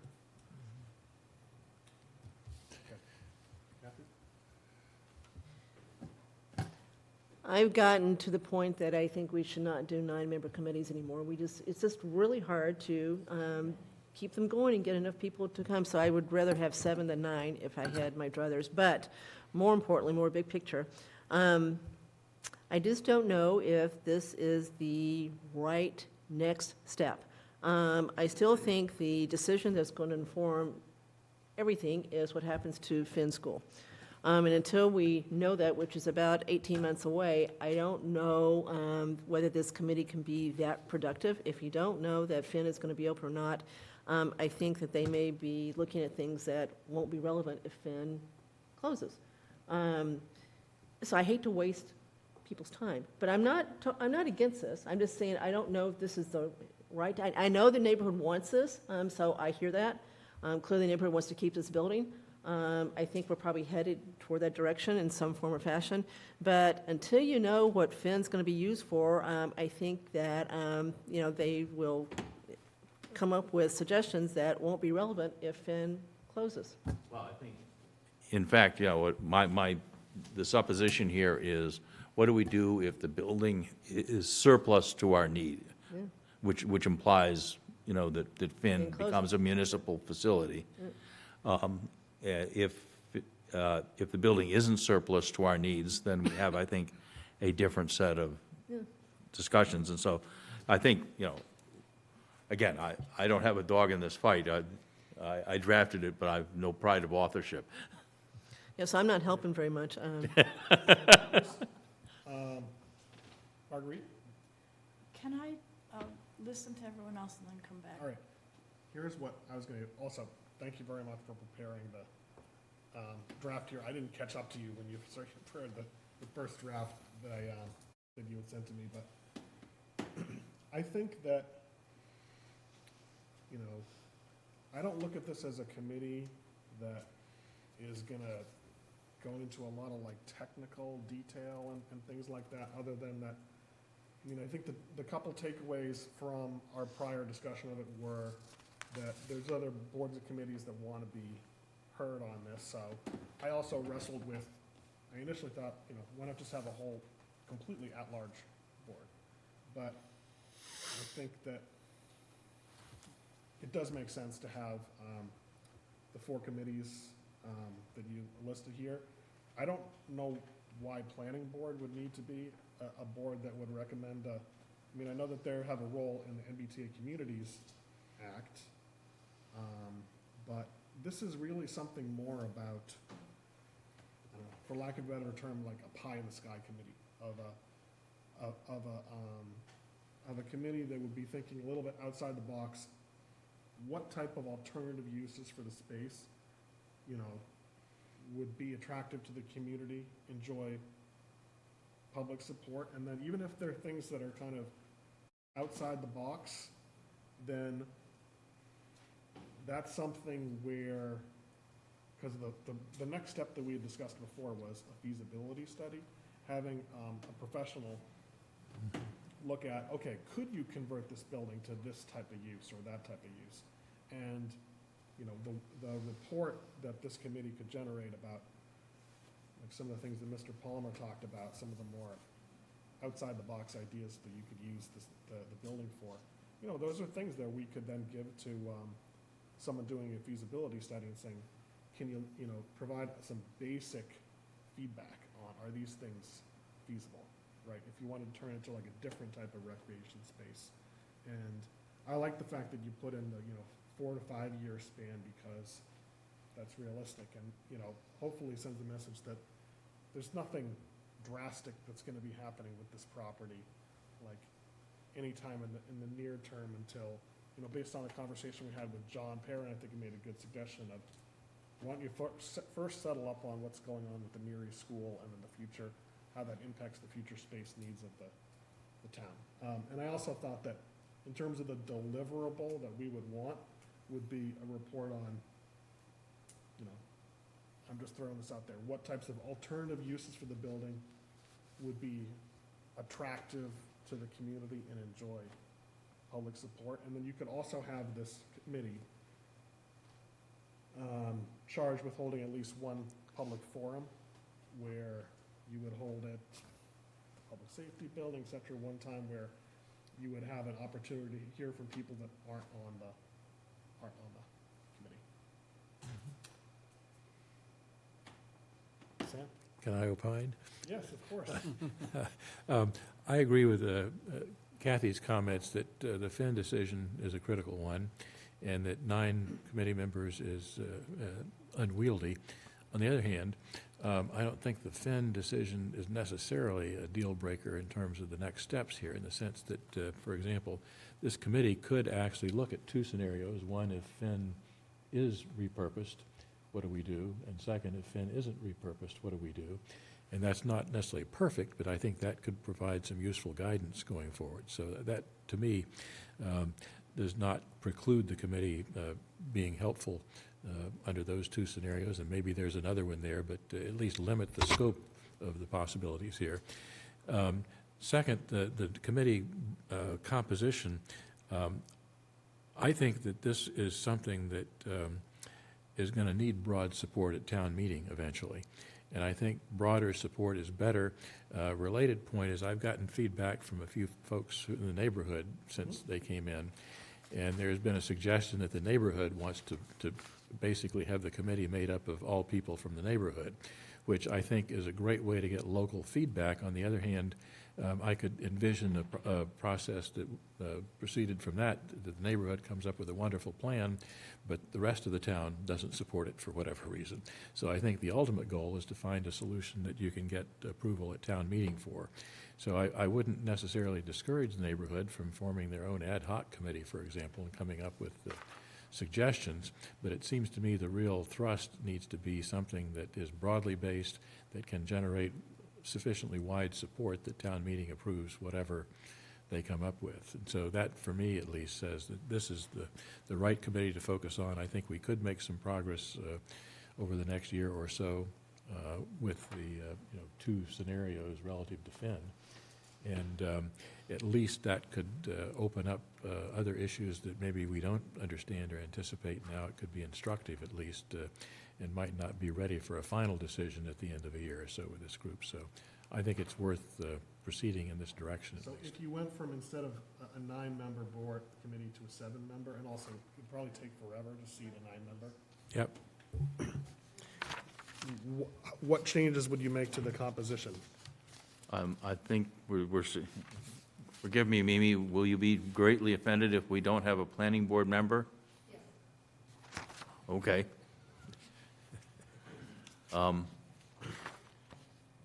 That doesn't mean that you can't apply as an at-large. I mean, we want to have some positions that are available on an at-large basis. Yep.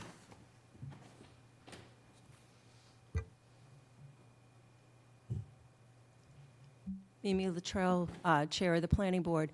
The Planning Board voted at our last meeting that we wanted a seat on this committee. The Planning Board is elected as the long-range planning arm of the town, and for us to be left off of this committee would be a gross injustice and would, again, be the lack of collaboration between the Select Board and the Planning Board. All right, just another thing to consider is we have these committees, a lot of them are just like this, it's kind of a retread of the same people who are already involved in town government over and over again. I thought part of at some of the more recent meetings, we've seen people that I had not seen becoming involved again. And, I mean, another school of thought is you just have, particularly if it's going to be more of a pie-in-the-sky kind of committee, is keep it more at-large. And that's the way you're going to get the most broad. It's not like this is a report where it's going to come and it's just going to be rubber stamped. It's going to say, yep, we're going to do exactly. It's more like, I view it as more to generate ideas that reflect public opinion, particularly in the neighborhood, because anything we do, we want to make sure that it has support from this neighborhood in particular. So I don't think it would be a gross injustice if there was not a planning board appointee on this. Neither do I. I think the neighborhood approach might be the better approach for now, until, again, we know about Finn. But, so Al, are we going to give up on affordable housing? It just doesn't look like it's in the cards. It's just not. Well, my understanding is SHOPC is going to have a meeting with the Open Space Commission. I'm not quite sure what they're going to discuss with that. I'm highly skeptical that that building can be economically converted to affordable housing. I am too. I did the following calculation, sorry, I'm a calculator. You look at, if you take the 36% rule, which is you take $100,000 worth of income, 36% devoted to principal, interest, insurance, and taxes, and at the current interest rates, that implies a maximum pricing of about $300,000 a unit.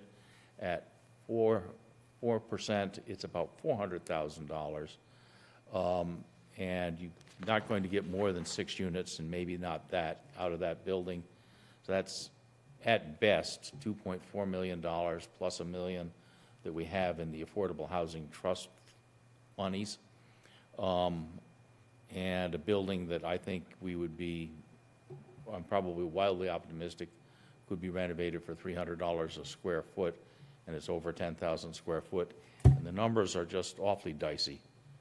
They don't work at the current interest rate environment. So I'm skeptical that we can renovate that building for the resources that we have on hand. So maybe we remove the Shopsy position and one at-large position to get us to 7? Or let the neighborhood have a shot at it first, and come forward with ideas that they may and come up with it. Yes, Yeah. Marguerite. Okay, I think in a funny way, this building goes back to the fact that Southborough was 4 villages. It belongs in that quadrant of the town, and it's what you were saying, Kathy, and you too, Andrew, that it's the neighborhood's building. They should have first crack at what they want to live with there, I think. So I don't know if we could set up a technical committee at this point, or whether we could request that they did a sort of more informal set of brainstorms down there. But I think they're the ones that are going to have to look at it and live with it, and I think they should have the first chance to see if they can come up with something that would work. Kristen Lavault has had her hand up in the Okay. attendees for quite some time, so. Kristen, thanks.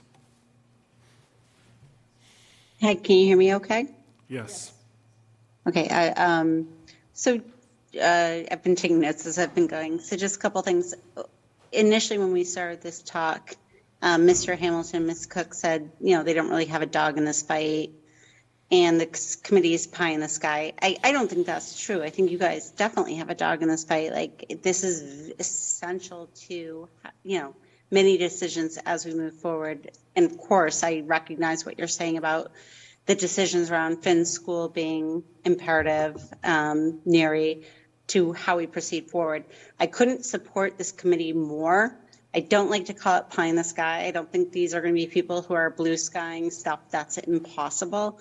But we need to start the if, then, now, or else, however many years from now, we make a decision about Finn, or we make a decision about Woodward or NERI.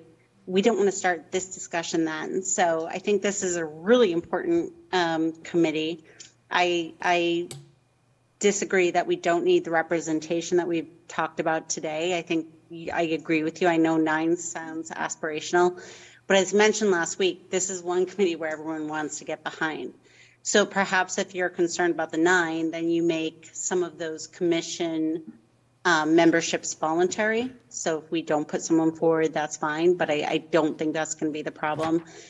And so again, I guess my point is that this is dicey work, and I know it's difficult with calculations that we have to. That's my big issue. I'd rather us not be talking about calculations that we've kind of done ourselves or in the back of a napkin. Let's get the actual calculations of what it takes. I would agree with Mr. Hamilton. It doesn't seem like the greatest option for affordable housing, but in terms of turning over the property entirely for the town's use, I don't think we're there. So I just wanted to advocate those opinions, and that's it. Thank you. Oh, Marguerite, I thought you were going to talk. We were waiting for other people. I'd like to say that I think that the problem that we have here are 2 separate tracks, which one is really about the facilities and the cost of the facility, And those are best handled by, say, the departments figuring this out and figuring what a future course of that would be. But the reality is that why the neighbors came and what I really support about the initiative that they want to have is that you need to have an organization here that's not beholden to writing agendas, that can have multiple groups working on multiple tracks together and apart for a lot of different reasons, that come out with some very definitive types of business plan generated in this process. And some of that's going to require further fleshing out, but the reality is that what we really need out of the process is for that to happen. And if you are going to bind it in a committee structure, somebody very wise put this thought to me, that the committee structures, if you start laying them out as firm and they have to run agendas and they can only meet when everybody can get together, stalls this process horribly. I saw it with the 21 Highland Committee had problems meeting for a while, and that slowed us down considerably. Where if you can form multiple multiple groups within a neighborhood committee system, where you have multiple people driving initiatives they really believe in and are willing to go out and do the work on, write the plans on. There are plenty of structures of business plans out there. I can propose a couple to the people working there as to what would be good for the town and for the select board to evaluate after the fact. And let the committee heads and the facilities talk amongst themselves about the costs of this and that. And if these groups need those costs, they can go and advocate for those from these department heads. I mean, all our committees are public. We're all open for them walking in and saying, hey, I need this information. And there's nothing against us giving the public information. So if they want to know if we have a maintenance cost from RAC on the building, well, that's, if they're not going to make any changes to the building but need it, they'll have those costs to include in any operational plan for a business plan moving forward. But I would caution the select board, if they want real, interesting, driven solutions for potential uses for the property, that's the way to go. If you stick it in a conformed committee with only general members, that's going to slow it down, it's going to stymie creativity, and it's going to keep them from fully fleshing out a lot of different initiatives. Thanks. Joe, I'm puzzled as to how you think that should work, though. Is it sort of a free-for-all? We should simply say, okay, folks in the neighborhood, go to it, let us know what you think? Put it this way, what I would say is that, what I think is that you form a lightning point. For instance, Faye's been right on the front line of forming a lightning point of people getting information and understanding what's going on, right? And I know that some of the other select board members, went out of their way to have meetings, to form other communication networks, right? If you endorse sort of a focus of, say, Faya, you're now the focus of it, let people email you and let you say, hey, let's all get together for a meeting, everybody can get together, sort of decide. And I've taken notes on this, and I have lots of ideas myself that I would present to people there and say, look, I think the process should be this.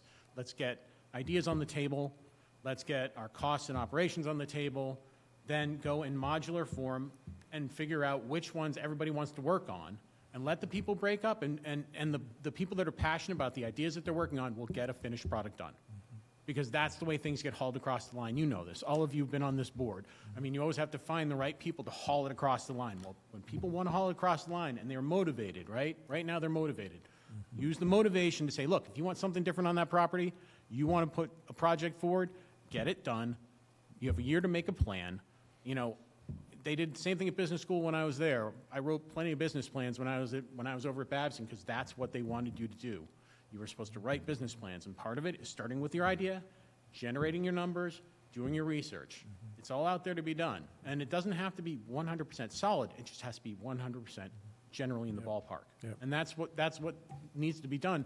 And it presents options for this board a year from now to look at those and go, okay, when we're making those big decisions, when we know what the difference is going to be between our 40Bs and our MBTA initiatives, whatever they end up being.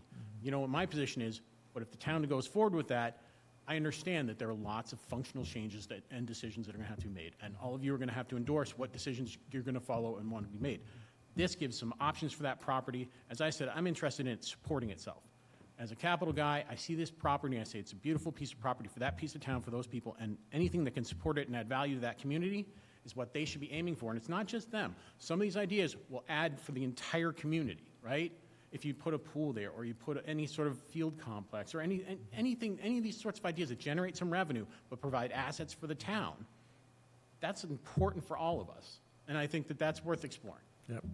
Yeah, again, I don't object to a more organic process, but my concern is, would that actually lead to a specific output within a specific time?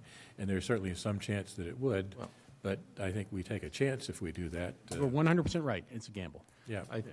Joe, I think what you're proposing is that rather than having a formal committee, you'd like us to put out an RFP, request for proposals for what we would do with this building, and then stand back and see what happens. I guess in a figurative sense, that's what I'm saying. But I think there's enough motivated people in that community right now that they want to see it go a certain direction, and they'll.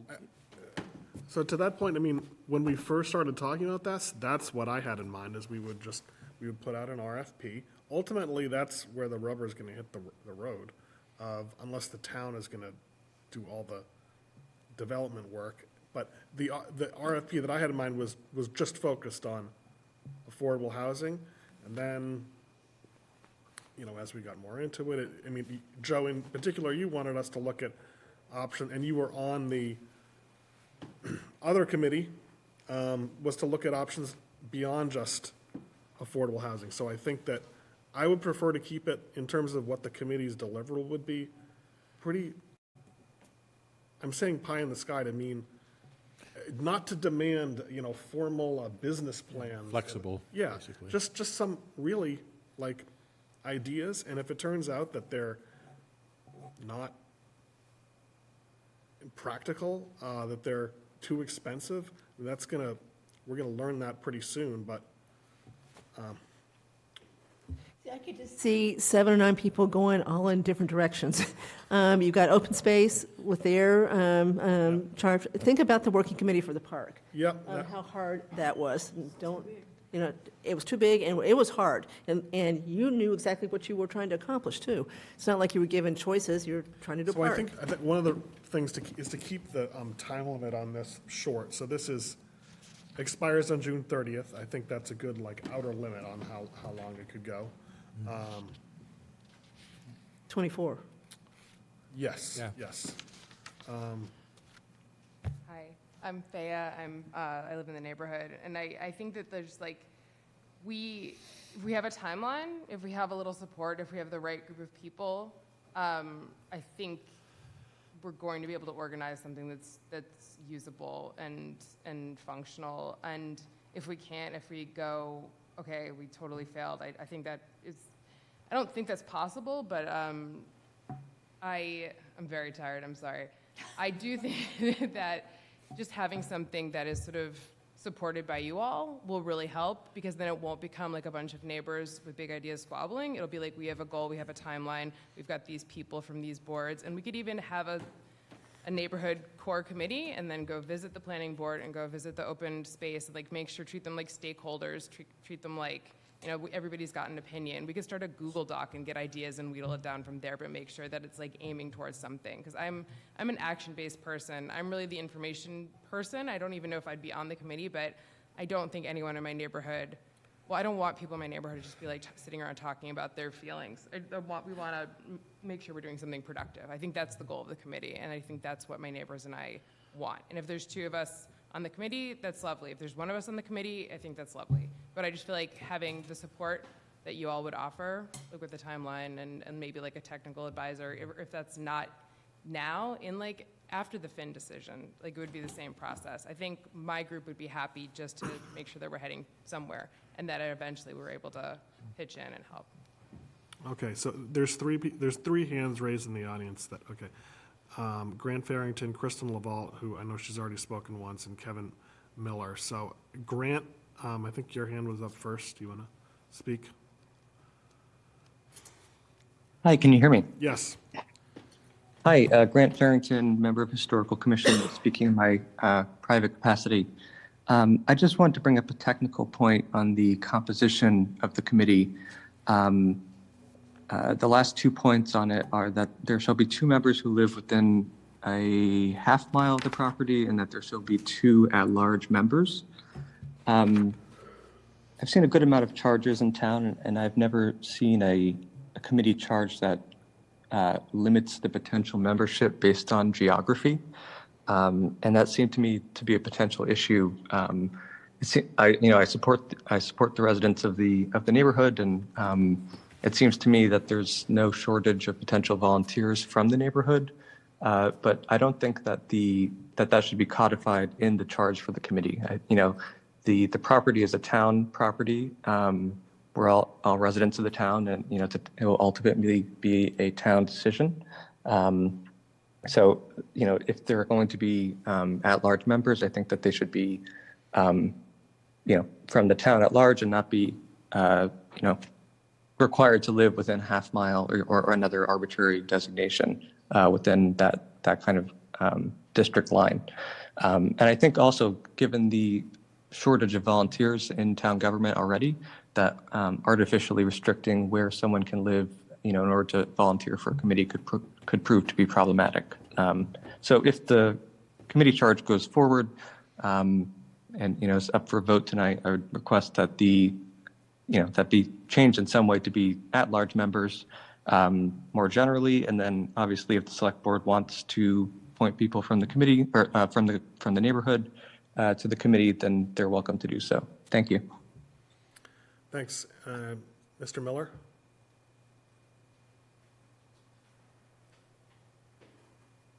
Hi, Select Board. Can you hear me?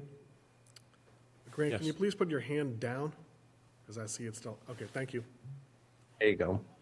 I just wanted to very quickly, Kevin Miller, chair of the select board, chair of the historical commission. Congratulations. Congratulations. It's a late night, and I would be with you in person were I not deathly ill, actually. So, but this is an important discussion, and I wanted to thank Mr. Hamilton, first of all, for bringing forward a charge that does include historical and open space and SHOPSI and rec. We had not had any conversation about it, and I just wanted to see how this conversation would play out. And if it helps in your decision-making, I just wanted to tell you what, in my mind, the mandate from the Historical Commission would be were we to have representation on this committee. And that would be simply to bring forward as many examples of the scores that there are across Massachusetts, from Charlestown High in the east part of the state to the 8 schools in Springfield that have been adaptively reused in a very productive way, and to provide examples of the way I think South Union could be put to productive use and saved, as it is, after all, one of only 2 individually National Register listed buildings that we have in Southborough. So that would be the mandate from the Historical Commission, as far as I'm concerned, is to bring forward examples of the way this building could be put to good use and saved. That's it. Okay, thanks. Bonnie, did you want to? I just want to clarify some information that I'm aware of anyway, and took part of. When the town voted, I believe it was in 2002, to spend $568,000 to put an elevator at South Union School, we put a real hardship on the Arts Council. The building was unoccupied for 2.5 years. And when they moved back into the building, I actually worked on the lease with them. They couldn't bring up their membership and their programs to cover that lease, where they were not a town organization. So that building does have value. And the neighborhood, on another subject, started a youth service on their own in the 80s on Southville Road.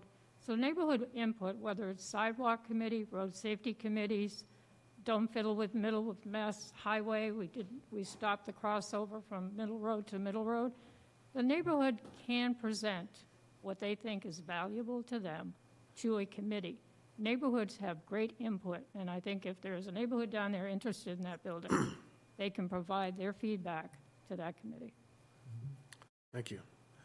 Okay, Kristen, do you want to comment? And then I think we can wrap up public comment and then go back to activity. Sure. Yep, absolutely. I'll keep it quick. So first of all, I second everything that Mrs. Faniff just said. Being on that side of town, I can't echo what she said enough. Just 3 quick comments. One, there seemed to be some apprehension from members of the board about putting together a committee that likely might disagree. We need that. We need all of the opinions at the table in this committee so we can work out all of those points of disagreement that inevitably our town will have. I think we'll actually find that most of our committees are somewhat aligned in terms of what they're thinking should happen with this building. But if there's a risk of disagreement, that's actually all the more reason why we need a committee to make sure we can kind of try to work through those as best as possible. The second, and Grant and I are members of similar committees, and I stand by him. But in your point about having 2 at large that are within a certain number of miles within the recreation center means they're just looking for South Side community representative. And I understand what you're saying, like everybody should matter and everyone should have an opinion. But at the end of the day, if you're not living on this side of town, there's not quite frankly the same, there's likely not the same type of connection that those in the neighborhood have. And I think that's the spirit of what that suggestion for the committee was meant to consider. That said, if 2 people from that side of town do not obviously apply, then I would also look to the rest of the town for the at-large members. And lastly, again, I think that we could continue and debate what we need and what we don't need, but it seems like such an overwhelming support for a committee to get started with some technical support from the town to give us a chance to find like what are those other opportunities is a win-win.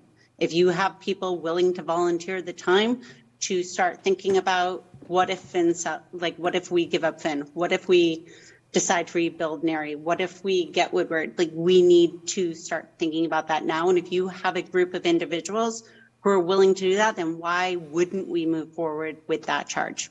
Thank you. Okay, thanks. So, go ahead. So a couple of items.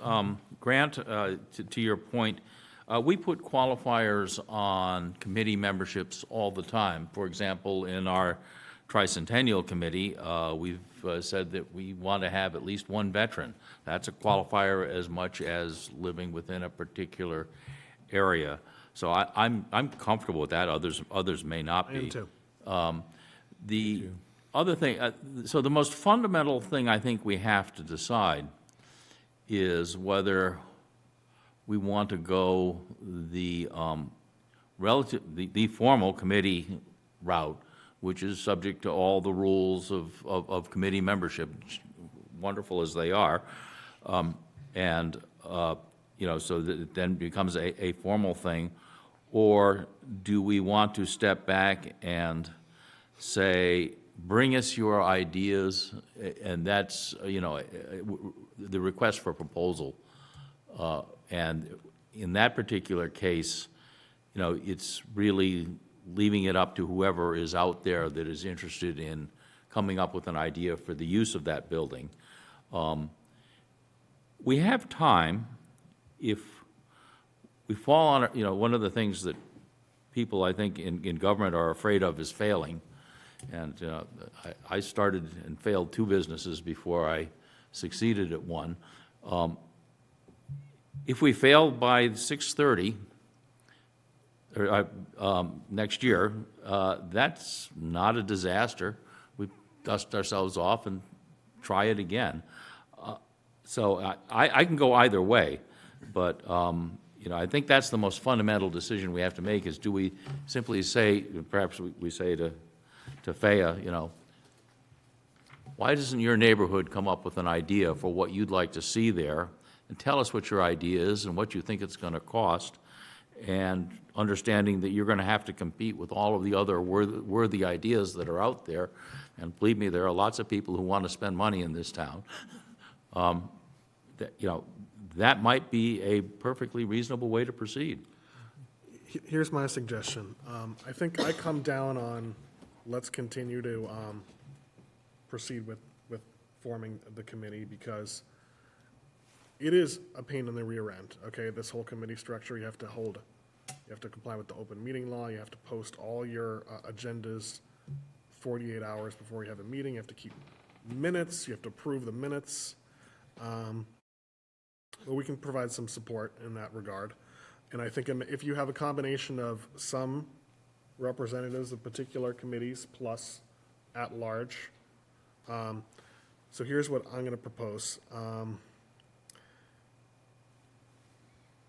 That in the charge on the last sentence where we're kind of saying what is the goal, I would add to this sentence where it says the committee shall make an interim report to the select board no later than January 1st, 2024, and an interim recommendation no later than May 15, 2024.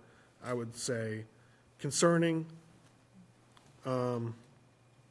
what alternative uses of the building would enjoy broad community support. Just something like that. Doesn't necessarily have to be practical or impractical. That's something that we could take care of later, working out those details. And the committee should also hold at least one public forum. So that's how you have both the committee structure and then at least one opportunity where anyone who wants to come and give ideas can. And then for the composition of the committee, having in mind that the last committee about this building had designated representatives of SHOPC and the planning board, to make it more at-large, I would go to 7 and have open space, historical, recreation, 2 members who live within half a mile of the property, and 2 at-large members. And that doesn't preclude someone that's a member of another board from volunteering if they want to serve. What's your composition? Okay. Open space, historical, recreation, that's 3. 2 members who live within half mile of the property, that's 4. Am I doing my math right? That's 5. And then 2 at large, 7.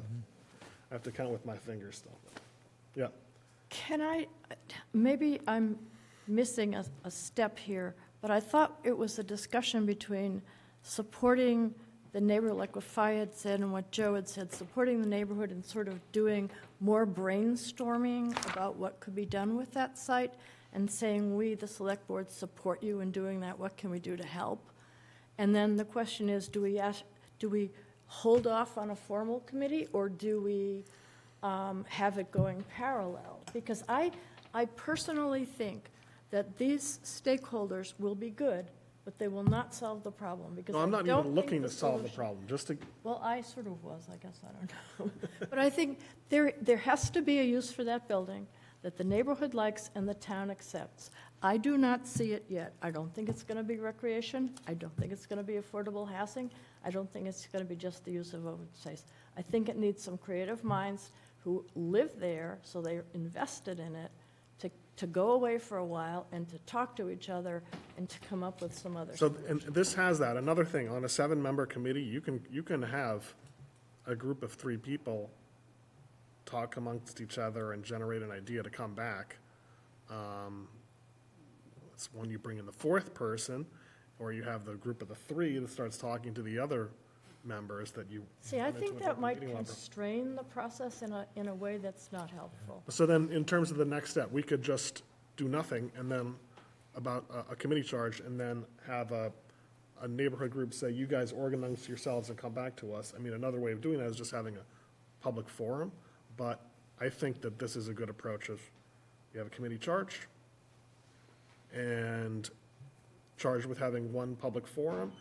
Again, I think that the work product for this report, if it's kind of general in nature, that's okay. We're just trying to use the time between now and when we're going to have a better idea about the space needs to just kind of get ideas that could then inform a more technical feasibility study, et cetera. Yep. As I said, I think there are 2 tracks. I think it's fine to have a formal committee like that, as long as the neighborhood feels empowered to do its own thing. I- Because that way you can have both of what you really want, which is something formalized, but the neighborhood has to get its act together, mobilize to get what are going to be real solutions online. If they're both acting in tandem, they can both learn from each other. That's what I'm trying to do here. And I thought that was what you're trying to do. Okay. Yeah, and Andrew, my main focus is, again, to use the resources of the neighborhood, as they have evidenced great interest in doing. And I guess, to Joe's point, if we do have a parallel track here with a more formal committee and find a way to encourage and support a neighborhood group to operate there, would that reduce the enthusiasm of the neighborhood to participate, is my question. If the answer is no, I think that's the right solution, is to do both. Okay. Thea, do you have any insight on that one? I don't understand the question. So if we have the formal committee that we appoint here, but also in parallel, say to the neighbors, we encourage you to organize, meet, study, produce recommendations, et cetera, independent of that committee, does that reduce your enthusiasm for doing that neighborhood activity? Yeah, I mean, for me personally, just because it's so open-ended and it just feels like here's some ideas that won't go anywhere with no like guarantee that they're going to be like, we'll be able to flesh them out, I guess. Like I can definitely pass on to my group, like let's make a big list of all the things that we think we could do with this building and put it on a Google Doc and have that, but it doesn't feel very, I think we want to be involved with the process, like the official process. We like want to work with people that are like, that have the skills to, I don't know, like go about this. Like I'm not a government person, so I literally don't know what I'm doing, which I think is fine, but I think that the committee structure is the thing that's going to help my.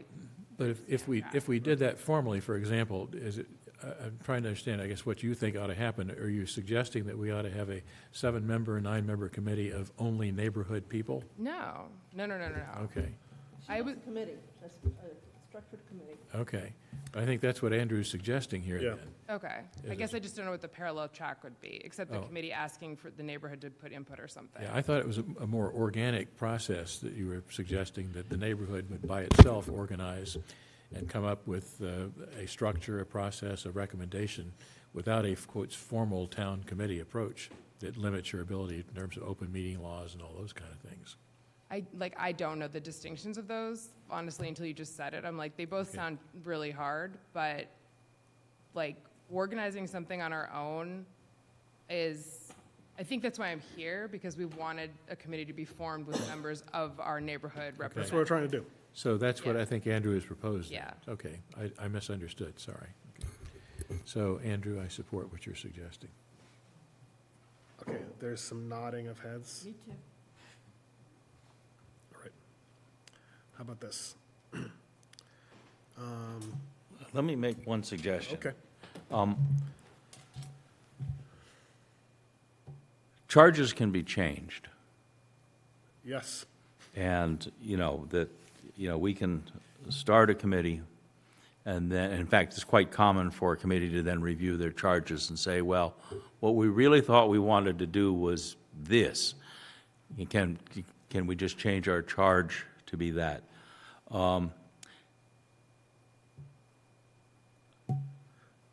Marguerite and I are looking at each other. We recognize this, yeah. Yeah, I've done it To too. to begin with, there's an expiration date, all right? Yeah. So that if the process goes and it's just not, If we fail, we fail. Exactly. It's not a disaster, because, we have the luxury of time. Yeah. And as you know, anything in government takes time. right. So I'm good with your changes. I mean, I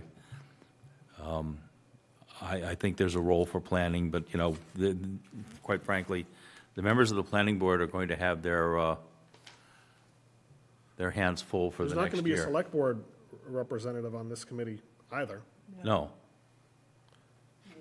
So, okay, so the composition would be, so how about this? I'll make a motion that we come back at the next meeting with the revised charge that reflects 7 members open space, historical, recreation. 2 members who live within half mile of the property and 2 at large. The kind of deliverable is make a report about what types of alternative uses of the building would enjoy broad public support, hold at least one public forum. Yep, yeah, I'll take care of it. Is a half mile enough, or should it be a mile? Half a mile would take you pretty close to the Finn School, I think. I'll draw a circle.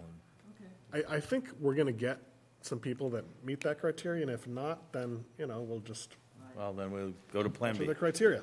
Again, Okay, so I think I made a motion. second. Okay, all those in favor? Aye. All those opposed? You're against? We get the committee, so. What do you say? I mean, against the committee, I think it's premature till we get the Finn decision. I think that they're gonna spin their wheels. And, I'm all for the neighbors. Yep. Coming up with, ideas once we know what's gonna happen in that building. So, every once in a while. I we're hear gonna you, have a fight. I hear We're you. not gonna have a fight over But it. we have people interested. We could just It's a 4-1 vote. not talk about this for another 3 years, or, And we will. okay. Move forward. All right, so the next item on the agenda, the open meeting law complaint against me filed by Corey Spalding. So this is in, Be careful what you wish for. so this is in the packet. Everyone, I think, was here at the meeting where Ms. Spalding appeared and spoke on public comment, and you can find on the internet the other instances where this has occurred in many, many other towns in Massachusetts. I received a large volume of email from her, which presses to have the matters that are referenced in her OML complaint form put on the agenda for a formal discussion by the select board. Again, the complainant person who's making the complaint doesn't live in Southborough. And Mark, please correct me if I'm wrong here, but one way we could do this is we talk about this in executive session, or we vote to sign counsel to respond to the complaint. But I think what our town council has suggested is referring the complaint to him for a formal response, but also taking a vote in open session that the select board believes that it's within the sole discretion of the select board to select what items are put on the agenda for Southborough Select Board meetings. Did I get the gist of that? You did. Okay. The idea is that someone from another town doesn't really have a right to tell our select board, put this on an agenda if it's not otherwise, we don't want to. It's a frivolous complaint. Frivolous sounds right. As far as adjective, she's bringing up something that happened, she says, 13 years ago. Has nothing to, she's bringing up something I don't know what she's talking about. Then she's bringing up something that happened 7 years ago. One that we are well aware of, that as far as I'm concerned, was resolved satisfactorily. Steps were taken to make sure it didn't happen again. So I see no reason for this to be on our agenda. We've got too much else to deal with besides something that I think has no merit whatsoever. Okay, so I move that we take 2 votes. First is that the select board formally take the position that the select board has the power and the discretion to determine what's on the agenda for its meetings. As the sole authority of what can and cannot be placed on the formal agenda for its meetings. Second. Okay, all those in favor, aye? All those opposed.